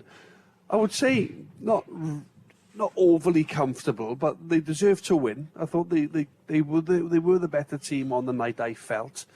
They did more to win the game, if you like, than Celtic did last Wednesday, wasn't it? Yeah. And we're all thinking Leipzig are this really, really good team. And let's not forget, I think they've played 9 games in the Bundesliga. They've won 4, lost 4. They've had a thumping against Shakhtar Donetsk 4-1 in Germany. And all of a sudden we're all thinking, if we hadn't have played Leipzig last week, and this was our first game against them, I think we'd all be a little bit different in terms of how we're approaching it and how we're thinking about it. We'd all think, Leipzig are really, really beatable tonight. They're not that great. But on the back of last week, I think we're all a little bit, what can I say? We're not overly confident, I think, as we would have been if we hadn't have had last week's result. Yeah. Do you know what I mean, Mark? Yeah, You absolutely. get that? I agree with you. Had it been flipped and Celtic were playing this one first and going to Germany next week, you're right. You'd be coming into this in the back of the Shakhtar performance, which was a draw, and Celtic should have won it. They missed 2 sitters at the end of the game. I think the domestic form as well just puts a little bit of doubt in the mind. Scraping against Motherwell, scraping in the end against St Johnstone, missing sitters in both games that should have been out of sight. But like I say, I agree. Leipzig are a very competent team, but they're not a brilliant team, and this is the kind of game that Celtic should be winning. If they're serious about Europe, this is the kind of game Celtic should be going and winning and putting themselves in the box seat to get into the last 16. Because Celtic did have chances last week, and certainly. they just switched off at 1-1. You can't. You really can see it. I know we hear all these words, but you see the difference, Pav, don't you? No, most definitely. We just need a solid finisher, somebody that's just confident in that box, that's just able to just bury it. I think that's what Celtic's been missing for a wee while now. Especially in the domestic side as well. I mean, we've been pretty dominant for a long period of time, and I think that comfortable, almost a lack of competition, sometimes it can be seen in the Scottish League, has really put a downfall on our European performance, if you know what I mean. It's hard to perform against some of the best teams in the world when Scottish football, I love it, I watch it every weekend, you know what I mean, but it's nothing compared to the amount of money that's in the Premiership, the amount of money that's in the rest of Europe, if you know what I mean. So our competition levels are different. So when we go to Europe, we're always the underdogs. We always need to put that extra little bit in and just make sure that any opportunities that we get, we're backing them. I think as well, Paul, you talk about the front players, and yes, it's been a little bit disappointing that they haven't dispatched the chances that they've got. But let's not forget, we have got good front players. Giakoumakis is really good. He scores for fun, really, and they've just had, they've lacked that little bit of a cutting edge in these big games. We had so many opportunities. Kyogo is magnificent. I believe he's world class. Jota, they're brilliant players. But for whatever reason, we've not really got going in the Champions League. We should have gone 2-0 up against Real Madrid. The holders of the tournament. We should have done. It's okay, should have, could have, would have. The bottom line is we failed to score, in the game, sort of thing. Shakhtar Donetsk, the same. We dominated the second half. They had a spell for 20 minutes in the first half where we had to hold on and get to half-time, regroup, because they were well on top for that period. And then even last week, we got back to 1-1. It was packed in here. We're all like, we can actually go and win the game now. Brilliant finish from Jota last week, great pass from Kyogo, and all of a sudden, because we haven't taken our opportunities, which you've got to, in any game, in any league, you've got to score goals to win games. That's what separates, winning and losing, is scoring goals. And we just haven't been able to be clinical enough in this particular competition, but we have got really good forward players, which is strange. It's a great point. Shakhtar up against Real Madrid tonight in Poland. And, of course, they only lost 2-1 last week. Yeah, it's bizarre, isn't it? Because Celtic 3-0, that's not good for the goal difference and all the rest, and we're all assuming that they will win. You think Real Madrid would win tonight, but is it a guarantee? No, it's not. And you think that Real Madrid they've reached the 9 points. They're probably just to be absolutely safe, you want to get to 10. But Real Madrid, they're not the European champions for nothing. Carlo Ancelotti's not the top man for nothing. They go and try and win every game. They're no thinking, we'll be fine, we don't need to win tonight. They'll go out there, and even if he makes 5 or 6 changes, they'll still have a strong team. So, based on Celtic's performance in Poland, which was very, very good, and they should have won the game, you would expect Real Madrid to go and win it. But that said, maybe couldn't rule out Shakhtar nicking a point, and that would be really bad news for Celtic if they do. Who do you think is going to win the trophy, Pav? The trophy for the Champions League? Yeah. Well, Real Madrid are obviously strong contenders. They truly are. And Celtic always gets packed with the worst group, don't they? Mind you, Rangers got a really tough group, haven't they certainly do. Even they tougher. certainly do. Rangers group's tougher. Yeah. Rangers group's tougher, for sure. Yeah, you Rangers think so? group's tougher, yeah. Oh, fair enough. Yeah. No. No, That's what you think. I always assume we always find ourselves, definitely, we normally get Barcelona or the Champions League winners in our group every year, and that's almost a given. For any Celtic fan, there's always that moment of doom when they're drawing the cards and you're like, yep, there it is. No, but in all fairness, though, like the Celtic team itself, I think we do have the potential to go past the groups straight into the 16. I think to get past that is going to be very difficult. That's when there's a real quality jump, if you know what I mean, with every single game that you're in. Of course, To walk away with it, though, I think the way Real Madrid have been playing is a little bit sketchy, but I think they'll pull it together and I think they'll pan on through for the rest of the. Yeah, they'll retain it, Pav, you expect? Yeah, I think Man City have got to do it at some point. Haaland, he makes a huge difference to them, and I think he's the icing on the cake. That's the big signing. I think they had Jesus. They were playing De Bruyne in a false number 9, if you like. But for me, they've got serious players, Man City, and although they throw in 0-0 in Copenhagen tonight. But I think Man City, because they've come close, they've lost to Chelsea in the final, they lost to Real Madrid last season in the semi-final. Guardiola's not won it in a decade as a manager. No, that's true. See, Gomez was sent off in the first half, Sergio Gomez, so they will want to finish that one off tonight. And Pavel, your all-time favourite Celtic player? All-time favourite Celtic player? It's got to be Henrik Larsson, doesn't it? Yeah. It has to be. That's what everyone's saying. Yeah. I'm sorry, this man's sitting to my left right now. He was part of the dream team for me. Yeah. I had Big Bo Wilde, I had John Hartson, I had everybody in that team. It was amazing. I think, Paul, sometimes now, and there's nothing against Henrik Larsson, but I think sometimes the best way of that question is, apart from Henrik Larsson, who would it be? Who's your best Celtic player? You just said Wilde. It'd probably have to be Billy McNeil then. We need to go all the way back. To go back to the Lisbon Lions then. Yep, he was voted the greatest. My in-laws were down staying this week, and they came to watch Celtic. I think it might have been in the early 80s, I believe. And they're staying with us for the week, James and Catherine. They're lovely, lovely people, my wife's parents. And they would actually mention, because you've just mentioned Billy McNeil, they actually went to Billy McNeil's pub one night and they actually met Billy McNeil. Yeah. And my father-in-law went down on his knees. So my mother-in-law's like, Catherine, what are you doing, James? And it's almost because he had so much respect for Billy McNeil. He's a brilliant manager. Yeah, and they went to his pub, and he had a pub, Billy, apparently, and he Southside, Queen's Park. served them a pint and everything else.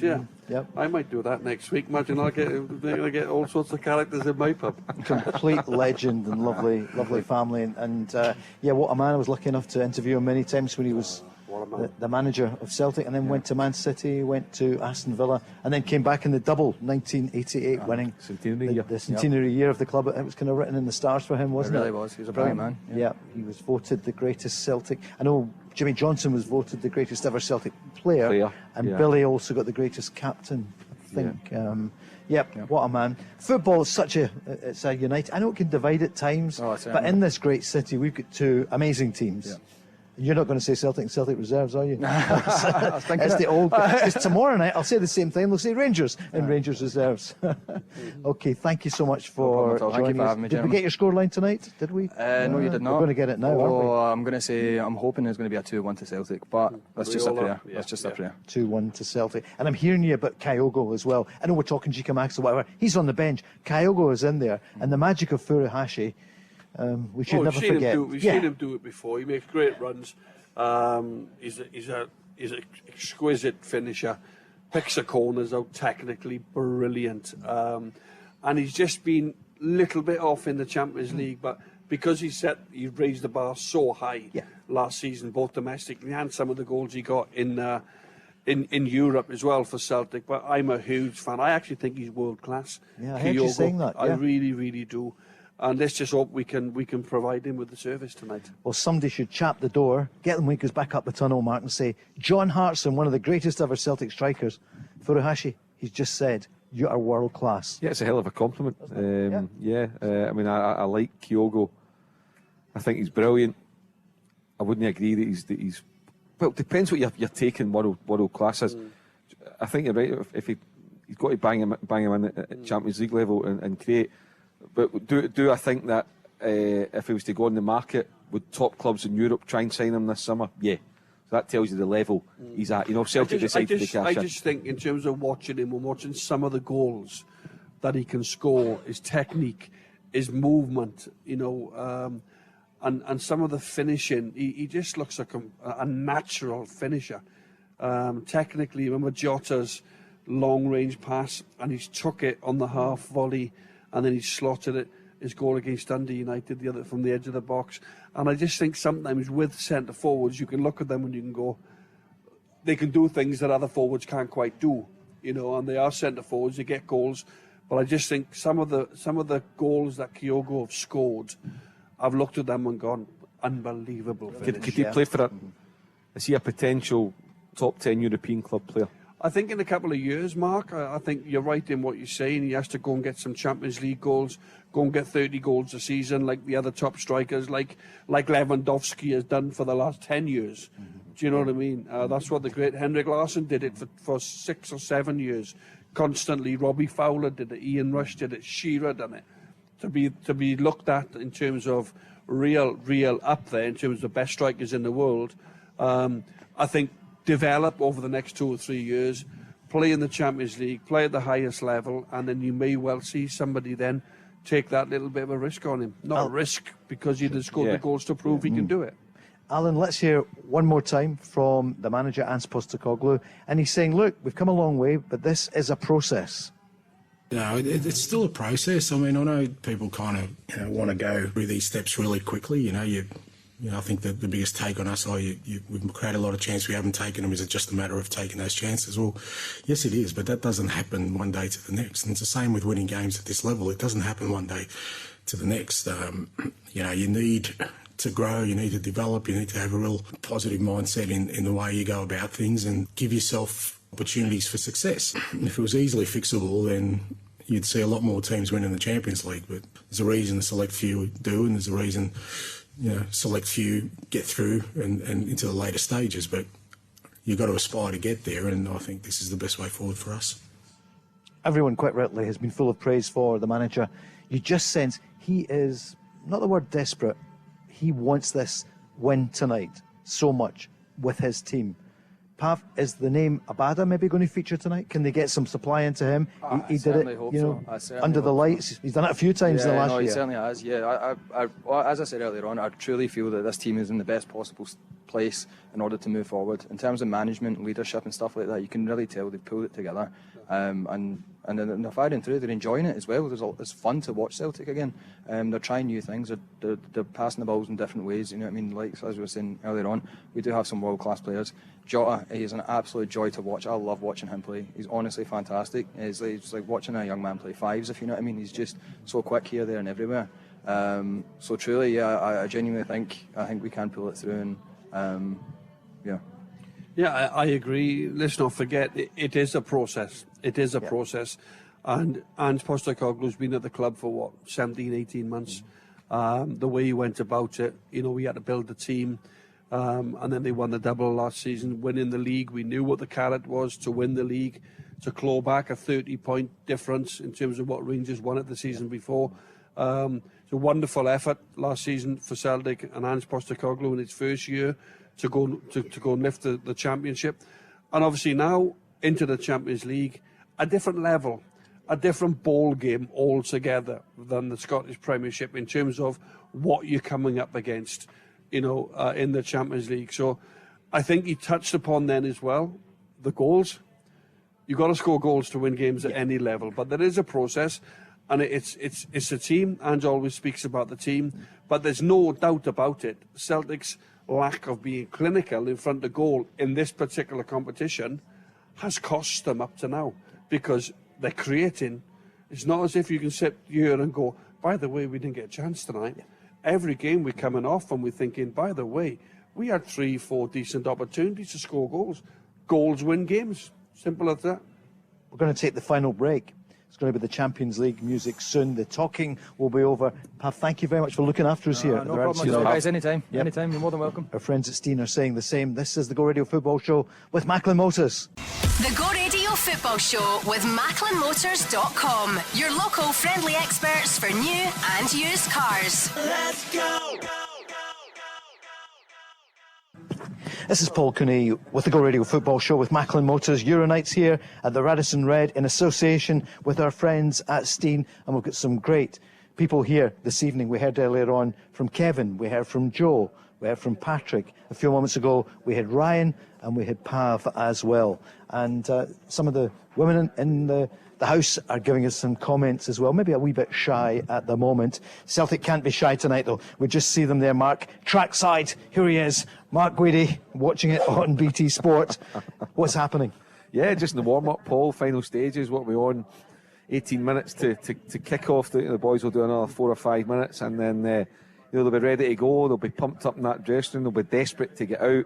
So Big John's walked the walk. He's felt it. It must be so special coming out that tunnel, and the wall of noise of the 60,000 hits you. And then you're into Zadok the Priest. You're into Champions League theme tune, and then after that, John, it's all about doing the business, rising to the occasion, being brave. Don't let the nerves get the better of you, and just doing it. Yeah, and always for me, guys, it was always do your first thing right. You know, make sure that your first touch is a good one. Make sure you go and win your first header when the ball's coming in from, come off your defender, keep it, give it to a green and white shirt, and those type of things. And tonight, it's going to be important because Celtic need to get on the ball, that they will need to dominate possession, and create opportunities for Kyogo. Abada's numbers are great. He gets in on that back post when the ball is on the opposite side. And the midfield, we've spoken about the midfield, no McGregor. Any team would miss a player like Callum McGregor, but it gives an opportunity for Haksabanovic to come in and to show that Ange Postecoglou did the right thing in bringing him to Celtic. This is his big opportunity tonight to show that he can play on a regular basis. I mean, he was $6 million they paid for him or more. Now, the talking point at the moment is not on the pitch, it's on the bench, and there he is, looking more and more like George Michael did when George was maybe 25 years old. It's Jota, and what a bonnet he's got on there. What is that one? Is that a Peaky Blinders? No? He's just a Harry Handsome. He's just a total Harry Handsome. Get him off the screen while me and Marcus say it there. He's just sitting there. That's more like it. There's wee Gordon Strachan. Oh my goodness, I'll tell you what. I mean, so your former manager there, and Stilian Petrov, who's a great colleague of yours as well. I know you're part of the team there at BT. I know both men very, very well. Yeah, but we're chuffed that we've got John Hartson with us here in the house tonight. Cameron Carter-Vickers there. There was a close-up. And what a big night for him. Yes, it is, alongside Jens, who comes back into the team, having missed out a little bit of an illness at the weekend. We always felt he would come back in. Again, that's a partnership that they've not had an awful lot of time together. But with Starfelt out, you just probably would play Jens alongside Carter-Vickers if you had the chance. The two full-backs are back tonight as well, Taylor and Juranovic. We know how good they are, particularly going forward. So there's Gordon Strachan there, and I can see Stan Petrov can't get a word in. They've only been on the screen 6 minutes, and Gordon's actually spoke for 5 minutes and 58 seconds. No change there then. No. A quick word he once said, didn't he? Velocity. Yeah. He got Celtic in the last 16 in the Champions League. Very good. Possibly twice actually. He was a really good manager for Celtic. 3 titles in a row in his 4 seasons. In charge, so he knows his stuff, and you think, my goodness, he took over. Paul, John, you were there, of course. 17 years ago, 2005, Gordon Strachan took over. Well, I worked with Gordon previously at Coventry for 6 months prior to coming to Celtic, and he was very influential in me coming to the club. He was very friendly, of course, with Martin O'Neill. They'd had many conversations about myself, and obviously, it was Martin O'Neill who would have played a huge role in Celtic bringing Gordon Strachan to the club. There's no doubt that Celtic would have asked Martin what his opinion is on potentially who they could go for as the next manager. So in that case, I worked with Gordon twice, both at Coventry. His first year and my last year, we won the title together. So that was very special. Your old team, of course, West Brom, looking for a new manager as well. Steve Bruce just didn't work out for him. Who do you think is going to get that job? Oh, they've had so many managers, haven't they? From Roberto Di Matteo to Slaven Bilic to Stevie Bruce. Sam Allardyce. So Sam as well, Sam Allardyce. So they're just that club. Even when I was there, it was Tony Mowbray, and they were like Brian Robson signed me. But they were like a yo-yo club. They'd be in the Premiership, and they just couldn't quite, have 2 or 3 seasons there. They were up, down, relegation, back in the Championship. And Steve Bruce, his record has been poor. Bruce, you will know himself. I know Steve very well. Lovely guy. Yeah, he's a great guy. But, nowadays, everybody wants results. It's a winning business now, Paul. You've got to win.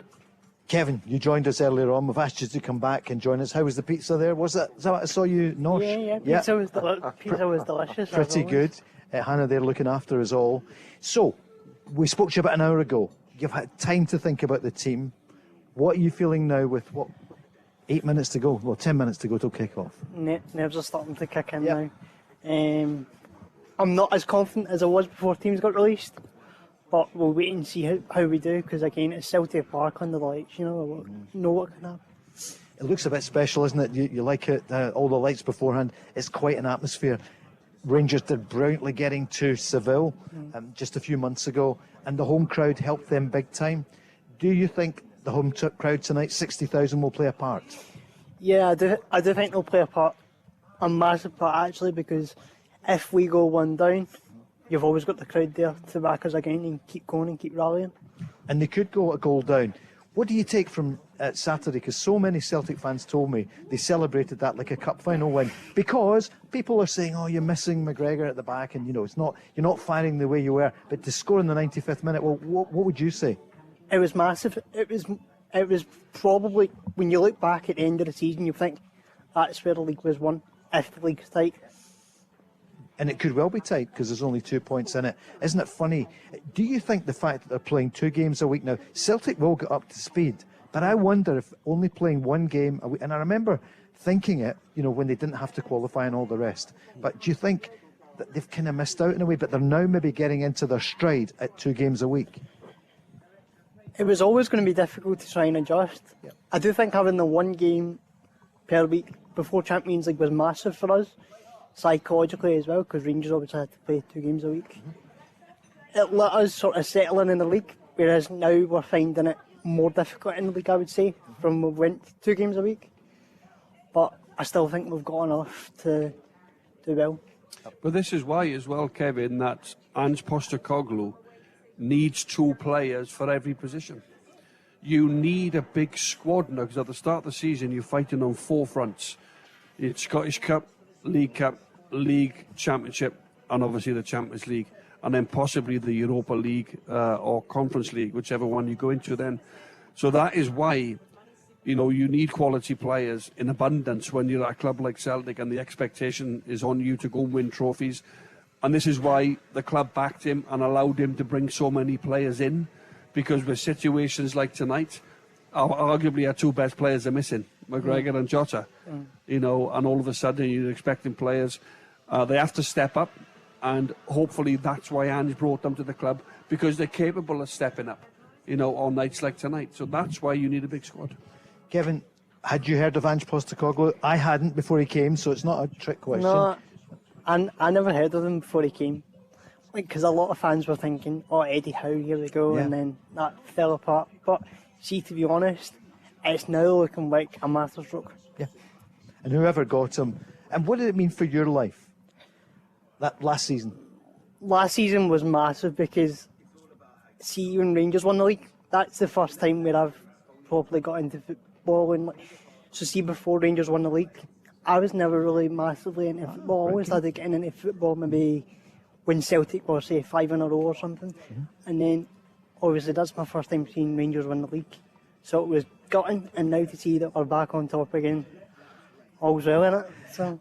And final question at this moment, was it a bit like the moment when Anthony Ralston scored? Remember last season, and deep into the game up at Ross County, and it looked as though Celtic might be off the boil, but they got a late goal. Did you feel that way on Saturday? It was the exact same, yeah, because it's a massive 3 points. Yeah. We didn't play great, but I thought even that ball from Alexander Bernabei, that was world class. He played really well. But again, massive 3 points for us. But again, Kevin, I just think when we talk about the character in this team, and the spirit, when did St Johnstone equalise? Was it when in 93rd minute or something? 90th, and all of a sudden to have the will and the desire to even think that you can get back in front and to push forward, in hope that you might just put a great ball in, somebody might just shoot from the edge of the box, and they built the play up and they got the winning goal. So football is you go right until the end, until the referee blows the final whistle. It takes 3 or 4 seconds to score a goal, and it's having that belief. How many goals did Man United used to score late under Fergie? Yep. Do you know? And you've got to keep going and have faith and have belief in your players, and that's exactly what they did at the weekend. There is the music in the background. The talking is just about over. Mark, the eyes of Europe will be on this game tonight. Man City 0-0. to finish 0-0. Thank you for that. Maccabi Haifa 2-0 against Juventus. Look for change there. Yeah. What about this here tonight, though, Mark? You're a former president of the Scottish Football Writers Association. All bow.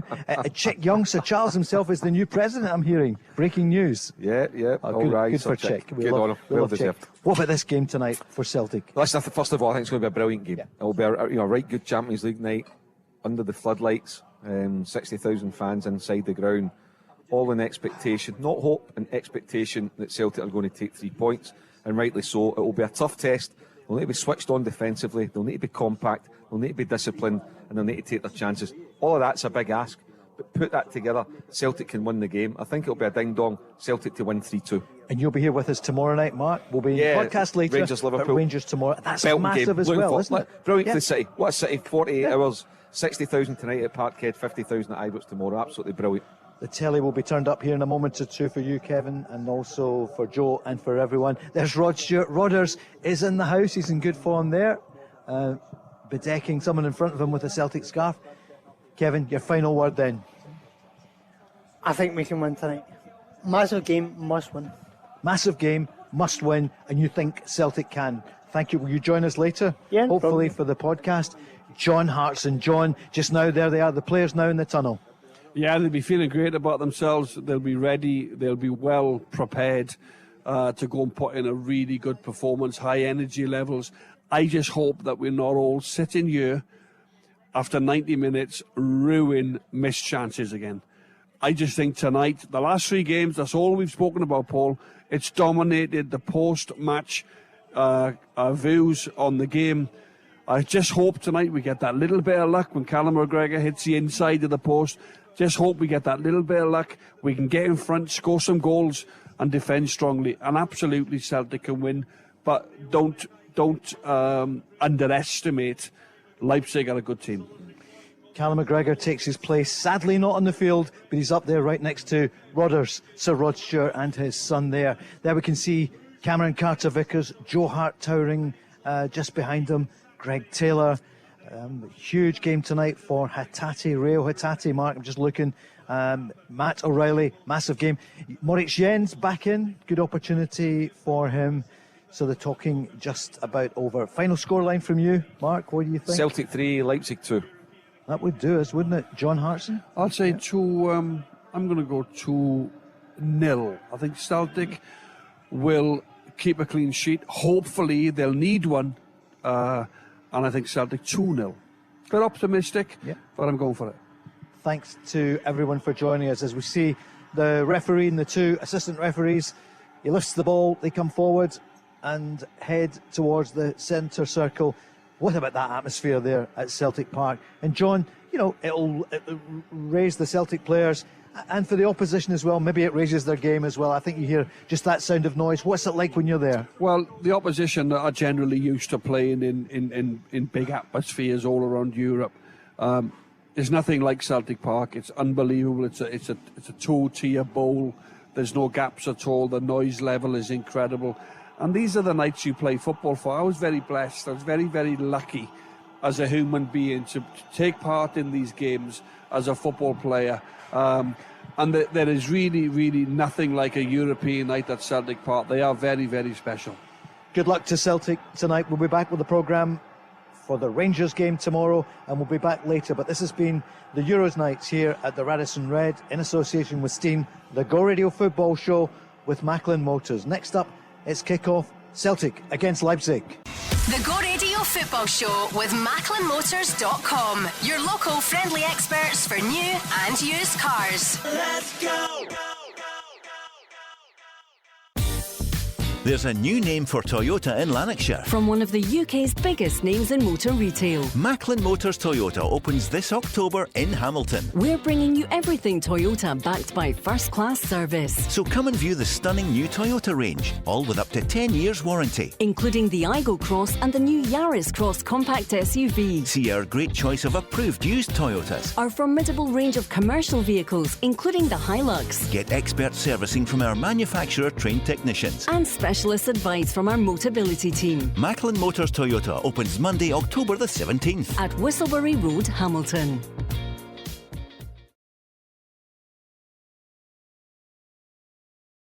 As one of Scotland's leading mechanical and electrical contractors, Steen delivers a wide range of mechanical, electrical, plumbing, heating and renewable solutions for your home or business. Our specialist team provides our clients with the highest quality service and installations, giving them peace of mind and confidence to return in the future. So, for all your mechanical and electrical projects, regardless of size or complexity, make Steen your partner of choice. For more information, visit steenelectricalsolutions.co.uk. Euro Nights from the Go Radio Football Show with Steen. Home Check, providing peace of mind for your home with multi-service care plans. And the whistle has just gone here. This is the Go Radio Football Show. It's our special podcast on Euro Nights here at the Radisson Red with Steen. And Celtic have lost 2-0 against RB Leipzig. They had so many chances, but the fact is the record books will show in the 75th minute, Timo Werner with a header. And then in 84 minutes, it was Emil Forsberg, the sub, 2-0 to Celtic, and they're bottom. And we're just hearing that Real Madrid have equalised in the 96th minute of play to make it Shakhtar 1, Real Madrid 1. John Hartson's here, Mark Guidi as well. So Real Madrid after the 4 games on 10 points. Leipzig in second position now on 6. Shakhtar on 5 and Celtic on 1. John, what's your immediate reaction tonight? Obviously bitterly disappointed. Celtic, they had 16 attempts, only 2 on target. Yeah, well, we said before the game, I've got to say, to be honest, I think Celtic have had really good moments in almost every game, but the lack of being clinical in front of the goal, a little bit of luck as well, the ball bouncing to you in the right moments and things like this. So I'm not going to be critical at all, because I think Celtic have had a real good go. The effort levels have been outstanding in all the games. They've given absolutely everything, and it's just not gone their way. I think the lack of that little bit of composure in front of goal, as you know, Celtic will rue them opportunities. And we said before the game, let's not be talking about more opportunities, and it's not as if they're not creating chances or getting the right balls into the box. It's just not happened for them in front of goal. And defensively, I thought we were solid tonight defensively up until Timo Werner, great bit of skill, pulls it back, and then obviously the second goal then kills the game almost. But even when we went 1-0 down tonight, I thought we really took the shackles off and really pushed on to try and get an equaliser. But as I said, Mark, Celtic have had some really good moments in the games, but not been able to put teams away. Mark, hard to believe Celtic just 1 point after these 4 games. Yeah, and the thing, Paul, for me is they've attacked every game. Yeah. They've attacked it and tried to win every game. Now, you could call part of it a bit of naivety and some of the way they've gone about the business, but the facts are they've got 1 point out of 12, 2 goals scored, and tonight, make no mistake, RB Leipzig deserve to win the game, and credit to Timo Werner for he's finished his first goal and his layoff for Forsberg to make it 2-0, 75th minute and 84th minute. I said before the game that Celtic need to show composure in the final third. I think there's been a bit of anxiety, and again I think that was in evidence tonight. They lacked composure, they looked anxious, and I think, Paul, when you get into the final third in and around the penalty box in European games, particularly again tonight, it's almost as if they're thinking too much, they're overthinking, whereas in domestic games it's coming naturally. They're having a go, they're hitting the target, they're scoring goals, because they were a goal machine for a while. Yeah, they were for a number of weeks. So Listen, that last goal, as we're coming onto the show here, the podcast, we're saying Celtic's out. Real Madrid have scored in stoppage time, so Celtic are still having a chance. They're bottom of the section. They need to win the last 2 games to have a chance of even finishing in third place. Never mind still staying in the Champions League. It looks finished now, Paul. It looks finished, but they still owe it to the supporters and to themselves to go and put a show on against Shakhtar in a fortnight's time and go and win the game. Because that's right, we didn't say they're out. We were about to, but of course, in the 96th minute of play, then Rudiger got that goal for Real Madrid, which John, you had predicted. This is the crazy thing about Champions League football. I mean, Shakhtar, who should have lost, 3-1 to Celtic, have just gone toe-to-toe and were ahead of Real Madrid until the end. But Real Madrid then, after the 4, just to recap, 10 points. Leipzig have now gone into second position with 6 points. Shakhtar on 5, Celtic on 1 point. Where will we go, John? I mean, because next week it's about what can Celtic do. Shakhtar in town next week. Celtic have to go and get the goals that they just couldn't get tonight to try and get third position. Yeah, absolutely right.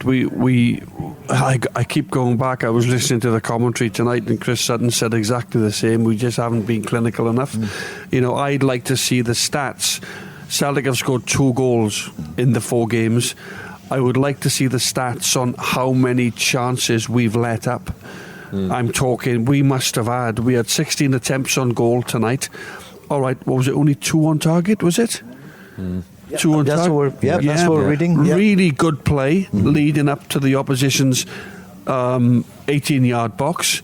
Hit the post. And then hit the post. That's what I'm talking about, the luck. You need a little bit of luck along the way. I don't care what anybody says. But too many missed opportunities. Big moments in big games. And you know what it's like when you go in front, the crowd gets going, the players are more confident, everybody wants the ball.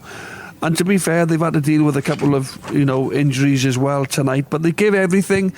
There's no criticism whatsoever. The endeavour, the effort, everything's been there, and I'm sure Ange will say the same. But missing opportunities, and we've got good strikers. We've got good players. On that, it's hard to believe the 2 games that Celtic have played at Celtic Park would have attacked the game. They've had Real Madrid and they've had RB Leipzig on the back foot, and they haven't scored a goal. It's hard to believe, Paul. All the chances created, hitting the woodwork a few times, and they haven't scored a goal, and that'll be a big disappointment for even. We're watching the footage, and just get his head in his hands 4 or 5 times tonight. Can't believe some of the chances that they've missed. Mark, with 15 minutes to go, Celtic are still very much in the Champions League. I mean, you look at the other game at Shakhtar in Poland, going to the 96. And then they played 99 minutes. But Celtic didn't look at that point as though they were convinced they were going to score. They had some chances. I'm just looking just beforehand. Moy with a cross, Maeda shoots wide. Giacomakis at the back post. Remember that one? Absolutely. A bit possible penalty kick, but the referee didn't look at VAR, or VAR didn't want to get involved. So look, for me, Cameron Carter-Vickers was the man of the match for Celtic tonight. Celtic's best player. That maybe tells part of the story as well. Joe Hart, don't forget, has had 2 terrific saves at 0-0. But the game was there. It was a ding dong. We said that before. It'll go end to end. It did. It was an entertaining game. That's one thing about Celtic teams under Ange. They're going to entertain. But the bottom line is, it's 1 point from 12. It's hard to see Celtic even finishing in third place now, Paul. And yet, before the game tonight, I genuinely thought they would win the back-to-back home games and give themselves a right good chance of finishing second place. But now, I think they're destined to finish bottom, unfortunately. It finished 2-0. Our friends have stayed here. Many Celtic fans here in the Radisson Red, our special Euro night with Steen. I'm going to give you some stats. Kevin joined us earlier, and his dad, Joe. Joe, here are the stats for Celtic in this campaign. Thanks, James, for this. 10 attempts against Real Madrid, 16 against Shakhtar, 12 last week against RB, and 16 tonight. 54 in all attempts. It's mind-blowing. 2 goals. 54 attempts, 2 goals. It's just so frustrating. Yeah, that's the difference at top level. You need to take these chances. You maybe get away with SPL missing so many chances, scoring goals here and there, but that level you need to be taking chances. We can't afford to miss that many. You were cautiously optimistic, but I could see midway through the second half, even at 0-0, I didn't see a conviction, and I'm not sure I saw it from the team. They gave everything, but they just lacked a conviction in front of goal. And I know you need luck as well. What did you feel as you watched it? There's something missing there now. There's just that wee spark. There's just something not right. There's something missing. I don't know what it is. I don't know if Ange knows what it is, but they're definitely lacking just a wee something. I think I'll just go back to a point I think that we've all made, and it's I think they might be trying too hard. I think they've been overthinking it in the final third in all the games. When you look, it's so uncharacteristic of some of the misses that I've had. You think of the game in Leipzig, the 2 or 3 chances in the last 10 minutes, last 5 minutes of the game. I think they're just overthinking it. Just a wee bit of anxiety, and that I think that's played its part in the defeats. John Hartson, is that fair? Would you say? Well, the one thing I'd say is that, and just like, how do you address that? You know, Giakoumakis and Kyogo have already shown this season they can both finish. They showed last season they can finish in Europe. Is it down to luck? It can't always be down to luck. And I think you're right. The gentleman sitting here, it's just something at the minute in the last 2 or 3, 4 games where it's not flowing. It's not flowing, and the strikers are not coming onto the ball and dispatching opportunities, you know, for the class and the level that they're at in terms of the player that they are. You know, you can't criticise Kyogo. He's a wonderful player. You know, Giakoumakis' numbers are brilliant. It's just simply not happened in the Champions League for him in the 4 games. Even you think, I'm just thinking to Saturday at Perth, Abada at 0-0, the City's missed right across the face of the goal. You know, Abada went through 1-on-1 against Real Madrid. And tonight as well, early on, Celtic had a chance. Abada was through, and look at Kyogo. He's desperate to score, wasn't he? And then I think we wrote he laughed it early in the second half, and you could see his face. And even Giakoumakis, just at the end, 4 minutes to go. He was too slow. He may have been offside, but he didn't know at that point he was too slow. Joe, would you stay with us? Kev, what do you reckon? What's your overall feeling then? Celtic losing 2-0. Overall, I do feel a bit deflated because coming into the group, you're thinking win your home games, you've got a chance. And then during the games, we looked up for the first half, and then as the game goes on, we always look as if we start to get tired and we get deeper and deeper. Just not taking our chances, not clinical enough. What about success stories for Celtic tonight then? So I can see Cameron Carter-Vickers, the stand-in captain, being interviewed. He did well. Yeah, I thought he had a brilliant game. I thought he marshalled the back four quite well. Kept Nkunku quiet. I thought Joe Hart had a good game as well, bouncing back after St Johnstone and Motherwell. But it's not clicking up front for us at all. Look, listen to what Kev just said, that CCV, he basically put the shackles on Nkunku. Yeah, he played very well tonight. He's done very well since coming to the club. He's hardly made a mistake. He's very consistent. He comes out with the ball, he passes it well. He's deceivingly quick. You don't really see anybody running away from Cameron Carter-Vickers.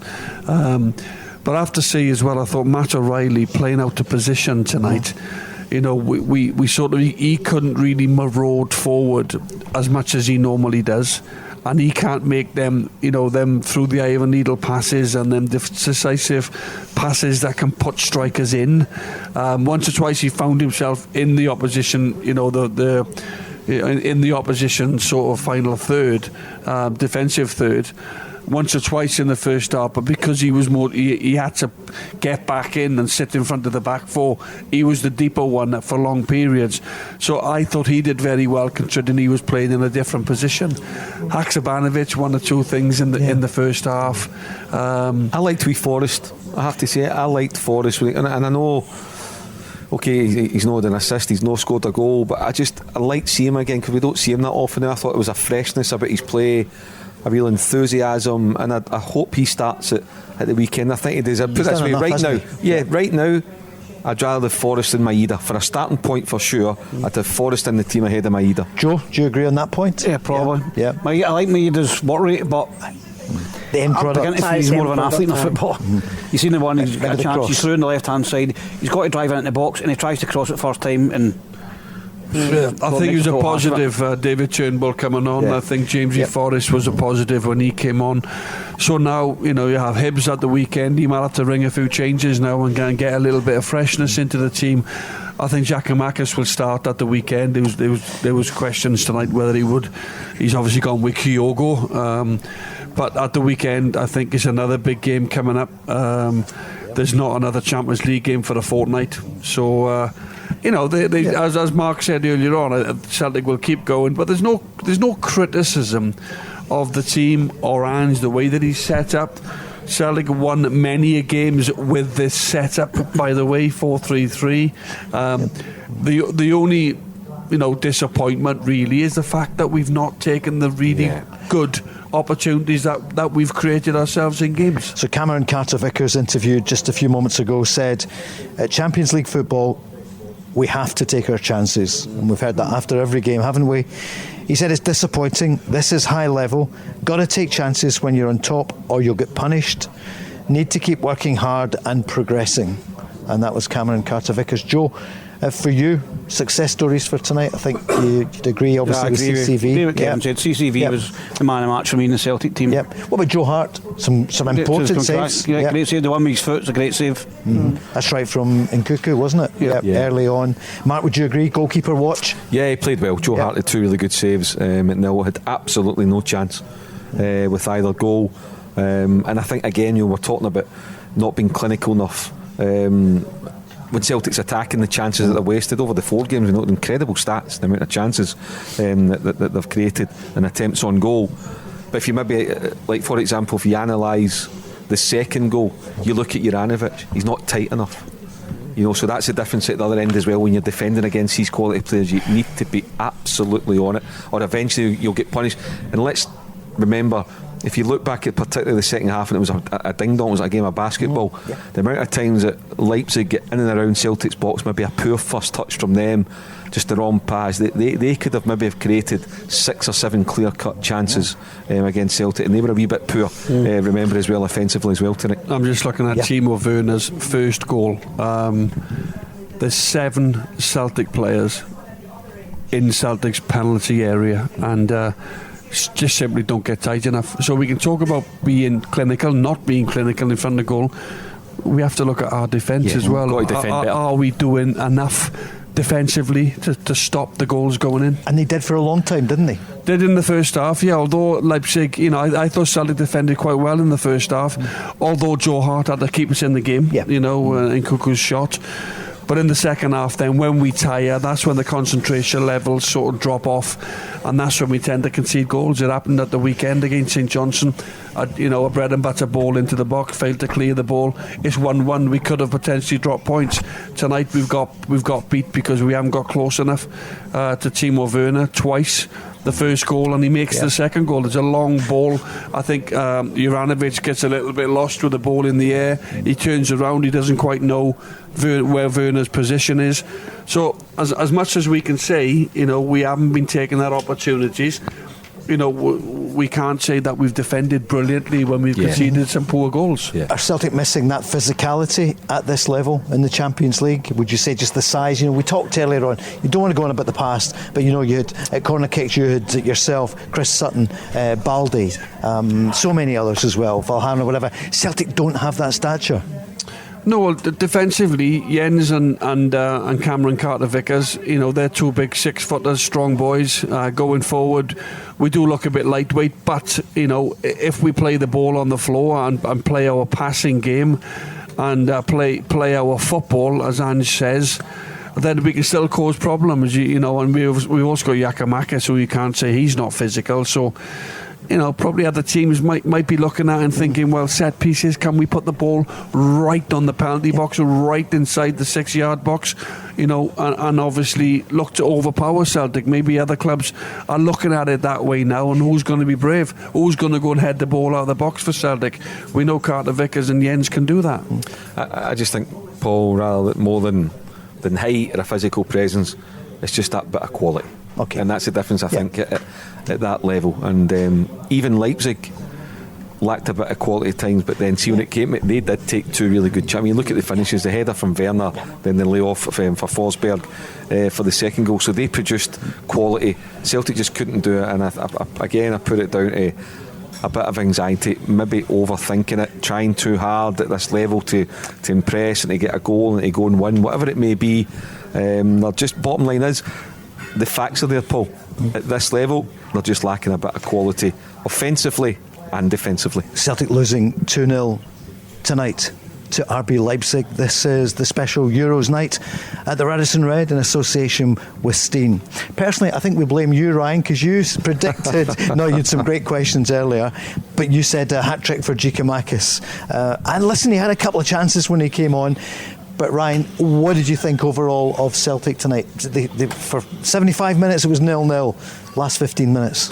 Overall, I'm inclined to say it wasn't a bad performance. I think the chances were certainly there, and it's a reoccurring theme with Celtic that there's always chances, but they aren't being put away, and that's the issue. And that was the point you made precisely in the first hour precisely of this programme. I think nobody likes a smart Alec. That's it. I'm only kidding. And in danger of being a smart Alec. You were right. I know. It's easy from the stand or from watching it from here, isn't it? But what did you think they were going to score? Did you get the feeling? Because they had quite a few chances. I did. The first couple of minutes, I think it was, Kyogo had a very good chance, and it doesn't put it away. And if that goes in, it's a different game altogether. Leipzig chasing the game certainly will open up gaps at the back, and that's where Ange Ball is able to flourish, and the goals come in. And so, at the end of the day, it comes down to putting the chances away again, which hasn't happened. But all you have to do now is beat Shakhtar next week, and then Real Madrid in the Bernabeu. That's all you need to do to get a third spot. Easy days, yeah. I mean, I think it was maybe a bit Panglossian to expect us to go and win home and away against teams like Shakhtar and Leipzig, as maybe a couple of Celtic fans would have thought. I certainly thought we had a very good chance at it. But I think it's a good opportunity to rebuild, to understand the barriers that Champions League puts in place. But Shakhtar next week. So, do Celtic now feel defeated, or would they go in as we would have thought a week ago? Celtic would go in as favourites. John? Well, no. I think Celtic can beat Shakhtar Donetsk last week. I think they showed enough in Warsaw to beat them. I didn't think they were. I didn't think they were great, but obviously they've had a wonderful draw tonight in Madrid. Also, they beat Leipzig 4-1 in Germany. So they've got something about them. Maybe we just went to Shakhtar and we played very, very well without really scoring more than the one goal that we scored. But I have to say, the forwards here that Celtic have taken, they have been praised, right? We've all said how brilliant Kyogo is. And we've all said how impressive we are with Giakoumakis. They are now going to have to be disappointed with their own attempts at not taking Celtic to that next level in terms of missing their opportunities. They will have to have a look at themselves and say, we have to hold our hands up. I know it's a team game, and you win together, you lose together. Yeah. But as forwards, scoring 2 goals in the last 4 games, creating 52 attempts on goal. It's easy taking all the praise. I've been there myself. But sometimes when you miss opportunities, glorious chances to score, you have to take some responsibility as forwards who are in there to score goals. As well and as much as we've praised them, Kyogo and Giakoumakis, they must be looking at each other thinking, we should have done better in the Champions League. Yeah, there's also, in a fortnight's time, Paul, you're talking about, what did they do against Shakhtar? Well, they go and try and win the game. It's worth more than £1 million. Yeah, good point. More than £1 million to win the game, in terms of financial bonus money. And also pride. Yeah. Because at the moment, and it gives them something to go for in the Bernabeu in the last game. Exactly. Think about it. I don't know. There's probably about 10,000 Celtic fans booked up to go to Madrid. I don't know how many tickets they're going to get, but it gives them something to go before kick-off and something to play for when they go to the Bernabeu. And a bit of pride, because at the moment Glasgow has got 1 point. I know we can't lump the two teams together, but Rangers no points at the moment, no goals. And they'll want to do something. But for Celtic, it didn't seem to be such a difficult group. But the phrases that we hear, John, do come back to us. Kev's still with us. You threw the stats at us earlier. You gave me those stats about 16 attempts, only 2 on target. What about that stat of 54 over the 4 games? It's just not good enough in terms of being clinical. We're creating the chances, but we've not got the end product there. I think we do need another striker, like John said earlier on. We need another striker, because Giakoumakis and Kyogo don't have enough competition for me in terms of European places as well. That's a great point, John. Well, at this moment in time, it's one or the other, isn't it? Yep. Ange Postecoglou's trying to juggle in terms of maybe looking at the opposition, what type of players that Kyogo and Giakoumakis could be up against directly on a weekend. He's looking at it that way. Tonight he clearly thought against Leipzig to bring Kyogo back in from missing out on the weekend, where Giakoumakis scores a winner in the last kick of the game. You wanted Giakoumakis, but I mean it's spots and maybes, isn't it? Yeah, but I mean, listen, Kyogo again tonight. He was quiet, but I don't think he had an awful lot to do. He wasn't really involved that much. I think he worked his absolute socks off, by the way, but never had a lot of luck in front of goal. Giakoumakis come on. His arm was pulled back slightly there. Could that have been a penalty? I can't understand why VAR didn't even check that. The guy certainly had hold of Giakoumakis' arm. Whether that made a difference to him sort of leaning back and not going in and powering the header, maybe he was a bit unbalanced, but I'm surprised they never looked at that that opportunity there for Giakoumakis. But does Ange think maybe in January does he need a little bit more competition because Celtic it's Giakoumakis or Kyogo, isn't it? It's one or the other. Mark, another striker? Hey. Yeah, I mean, listen, it wouldn't do any harm, but when you only play one up top, it's very difficult now to bring in somebody who's going to be a three, and then I think, unless I'm mistaken, I know it's not his best position, but if need be, you could put Haksabanovic up there. You could put Maeda through. I'm not saying that's they're the be all and end all, but they do have different options. But when you're only playing with one striker, Paul, you see it now with a lot of clubs, they'll carry two and they'll carry a utility man. Mark's absolutely spot on, because when you got the one, you're relying on your midfielder to play you through. You're relying on the wide men of the three to put balls in the box and create opportunity. You're not working up in the training ground as a partnership. You're not working in a tool where the assistant coach can come over and say, look, I'll take you two this morning, just work on little things. Can you play together at times? Your movement, one goes near, you switch to the back post, all this sort of stuff. You're only working as a one, and that's how Ange likes to play. Paul, for me that's one of the saddest things about the modern day game of the past decade or so, is that we've lost strike partnerships. Now, listen, the conversation we have about Hartson and Sutton, or Sutton and Larsson, or Sutton and Hartson, McCoist and Haitley, exactly. Miller and Boy, Venegour and Heslick, whatever you want to say, Johnson and McClare. You go back and you think about the loss of strike partnerships. Is one of the curses of the modern game for me. I think it's heartbreaking in many ways that we've lost that. Ryan, your final thought? What do you think? Your man of the match for you from a Celtic point of view? Would it be Carter Vickers? I'd say Carter Vickers. Yes. I don't think the defensive performance is too bad. I think we play a system that necessitates that we are going to concede goals against good opposition, and so I think the performance was dreadful. I think it comes down to one or two touches in the final third that could ultimately change the game for us. I know what Ryan's exactly saying. There's a situation that you think, well, we'll concede goals. It's almost accepted we will concede goals, but we'll outscore the opposition. But if you're not scoring, then it's like, where do you go from there? Exactly. Ryan, thanks very much for joining us here in the podcast at Radisson Red. Thanks, Ryan. You know well, with our friends at Steen, and we'll be here again tomorrow night. Rangers against Liverpool in town. That's going to be some game. Celtic face Hibs on Saturday, at Celtic Park, and they're up against Ryan Porteous in form at the back there, but they were up against a top class side. Would that be the case? Joe's going to rejoin us as well. They lost tonight. What's that? They lost at Dundee United. Of course. Tonight. Hey, Dundee United on the charge. For Dundee United.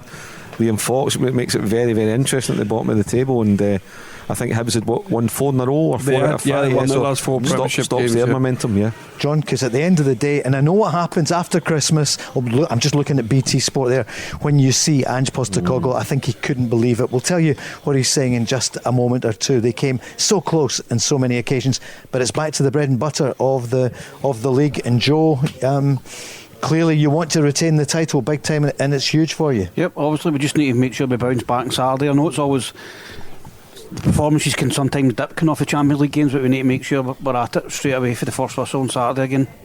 Just need to make sure we bounce back. Joe, thanks for joining us tonight. He said Mark Guidi was the Albion Rovers goalkeeper, because Joe's from Cope Ridge, so there you are. Yeah, it was 90, season 92, 93. Yeah, I remember it. So Mick Oliver was there. There was a manager at Simon. Then we had Tommy Gemmell. It was Tommy Gemmell who the late great Lisbon Lion. Cope Ridge is better known for Guidi's restaurant. I know it's not there. I don't know if you. Indeed. It's gotten. It's not there anymore. It's hard to believe it'll be back though. Surely. Anyway, fingers crossed. Okay. Fingers crossed. Joe, thanks for joining us. John, back to league action at the weekend. What do you think the atmosphere will be like at Celtic Park? I think I know what you're going to say, but Saturday afternoon, Hibs in town. Yeah, well, I remember playing myself, and Martin O'Neill always used to say it's up to the players to get the crowd going. Start quick, start on the front foot, get yourself, go and get goals, because the crowd can be a little bit, when you come off. You said it yourself, Joe. So it's down to the players to go and do as best as they can against Hibs and bounce back from a defeat like tonight. It's a great game. So whenever Hibs come to Celtic Park, they bring a vociferous crowd along with them. So, and Celtic will know they'll have to play well against a Hibs team. Yeah, they've lost tonight, but they've won their previous 4 games. New manager, they've got a bounce under Lee Johnson. Yep. So yeah, they'll be disappointed with tonight's result, but Lee Johnson will want them to bounce back again at the weekend, going to Celtic Park. But I make Celtic huge favourites. But it's always a good game, isn't it? Yeah, Hibs won't make it easy for them. Here's what Ange said a few moments ago on BT Sport. Disappointed for the supporters and the players. A game that we were well in, but missed chances cost us.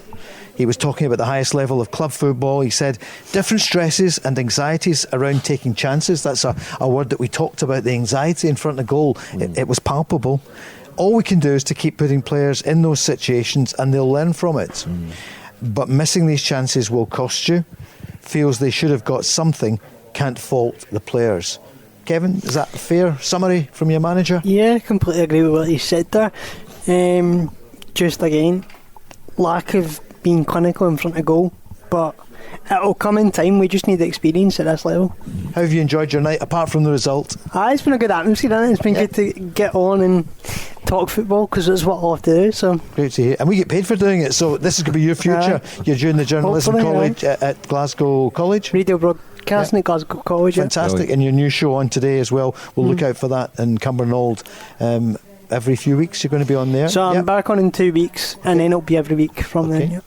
Thank you very much for joining us, Kev. Thanks, Joe, as well. Cheers, guys. Well done, Joe. Nice to meet you both. Celtic are not out yet. They were seconds away from going out, because Shakhtar were 1-up on Real Madrid, but Real Madrid scored right at the end. So that was 1-1 there. So the table looks like this. After the 4 games, Real Madrid on 10 points, Leipzig on 6 points, Shakhtar on 5, and Celtic on 1. So next week it's going to be Shakhtar here in Glasgow. And John, final word. Well, this lack of goals, which we've gone on about all night and previously as well in previous games, that can't go on. That really can't go on. And I really fancy now Celtic in the next 2 games, obviously going to Madrid against Real Madrid will be more difficult. But I really feel against Shakhtar Donetsk, something's got to go right for us. Can it go in off the inside of the bar? Can it go in like Callum McGregor off the inside of the post? So hopefully, for the players' point of view, because they put everything into it, I think they deserve a win for the way that they've played. Football's really harsh. You get nothing, for not playing particularly well or conceding goals. But I think the effort level's been there. They could have scored goals in every single game. They've only scored 2, and I think that's got to change against Shakhtar. I really fancy Celtic that in 2 weeks' time. A final word from the manager, who did say, on the next step, keep persevering, not going to progress by walking away with what we're trying to build. It takes more than just endeavour, Mark, and have to keep applying themselves. And P.S., the Abada injury doesn't look serious. Yeah, I mean, look, it's been a similar story all Ange's post-match games. That's game number 4 now. As Kevin, as Joe, as we've all said, Celtic have attacked every game. They've just lacked a bit of quality in front of goal and a bit of quality defensively, and that's sometimes to be expected at this level. But Paul, have got 2 games to go. There's a lot at stake, financially a lot at stake. They're still not out of it, even though there's an absolute mountain to climb. But it's first things first, beat Shakhtar at home, then go to the Bernabeu with something to play for.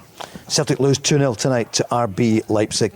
John Hartson, thanks so much for joining us. John, we'll see you very, very soon here in the programme. Mark, we'll be back Wednesday night for same again, Rangers against Liverpool. Thanks to everyone who's joined us here. Our special Euro night in the Radisson Red in association with Steen. Good night. Euro Nights from the Go Radio Football Show with Steen, specialist provider of mechanical, electrical, plumbing, heating and renewable solutions. As one of Scotland's leading mechanical and electrical contractors, Steen delivers a wide range of mechanical, electrical, plumbing, heating and renewable solutions for your home or business. Our specialist team provides our clients with the highest quality service and installations, giving them peace of mind and confidence to return in the future. So, for all your mechanical and electrical projects, regardless of size or complexity, make Steen your partner of choice. For more information,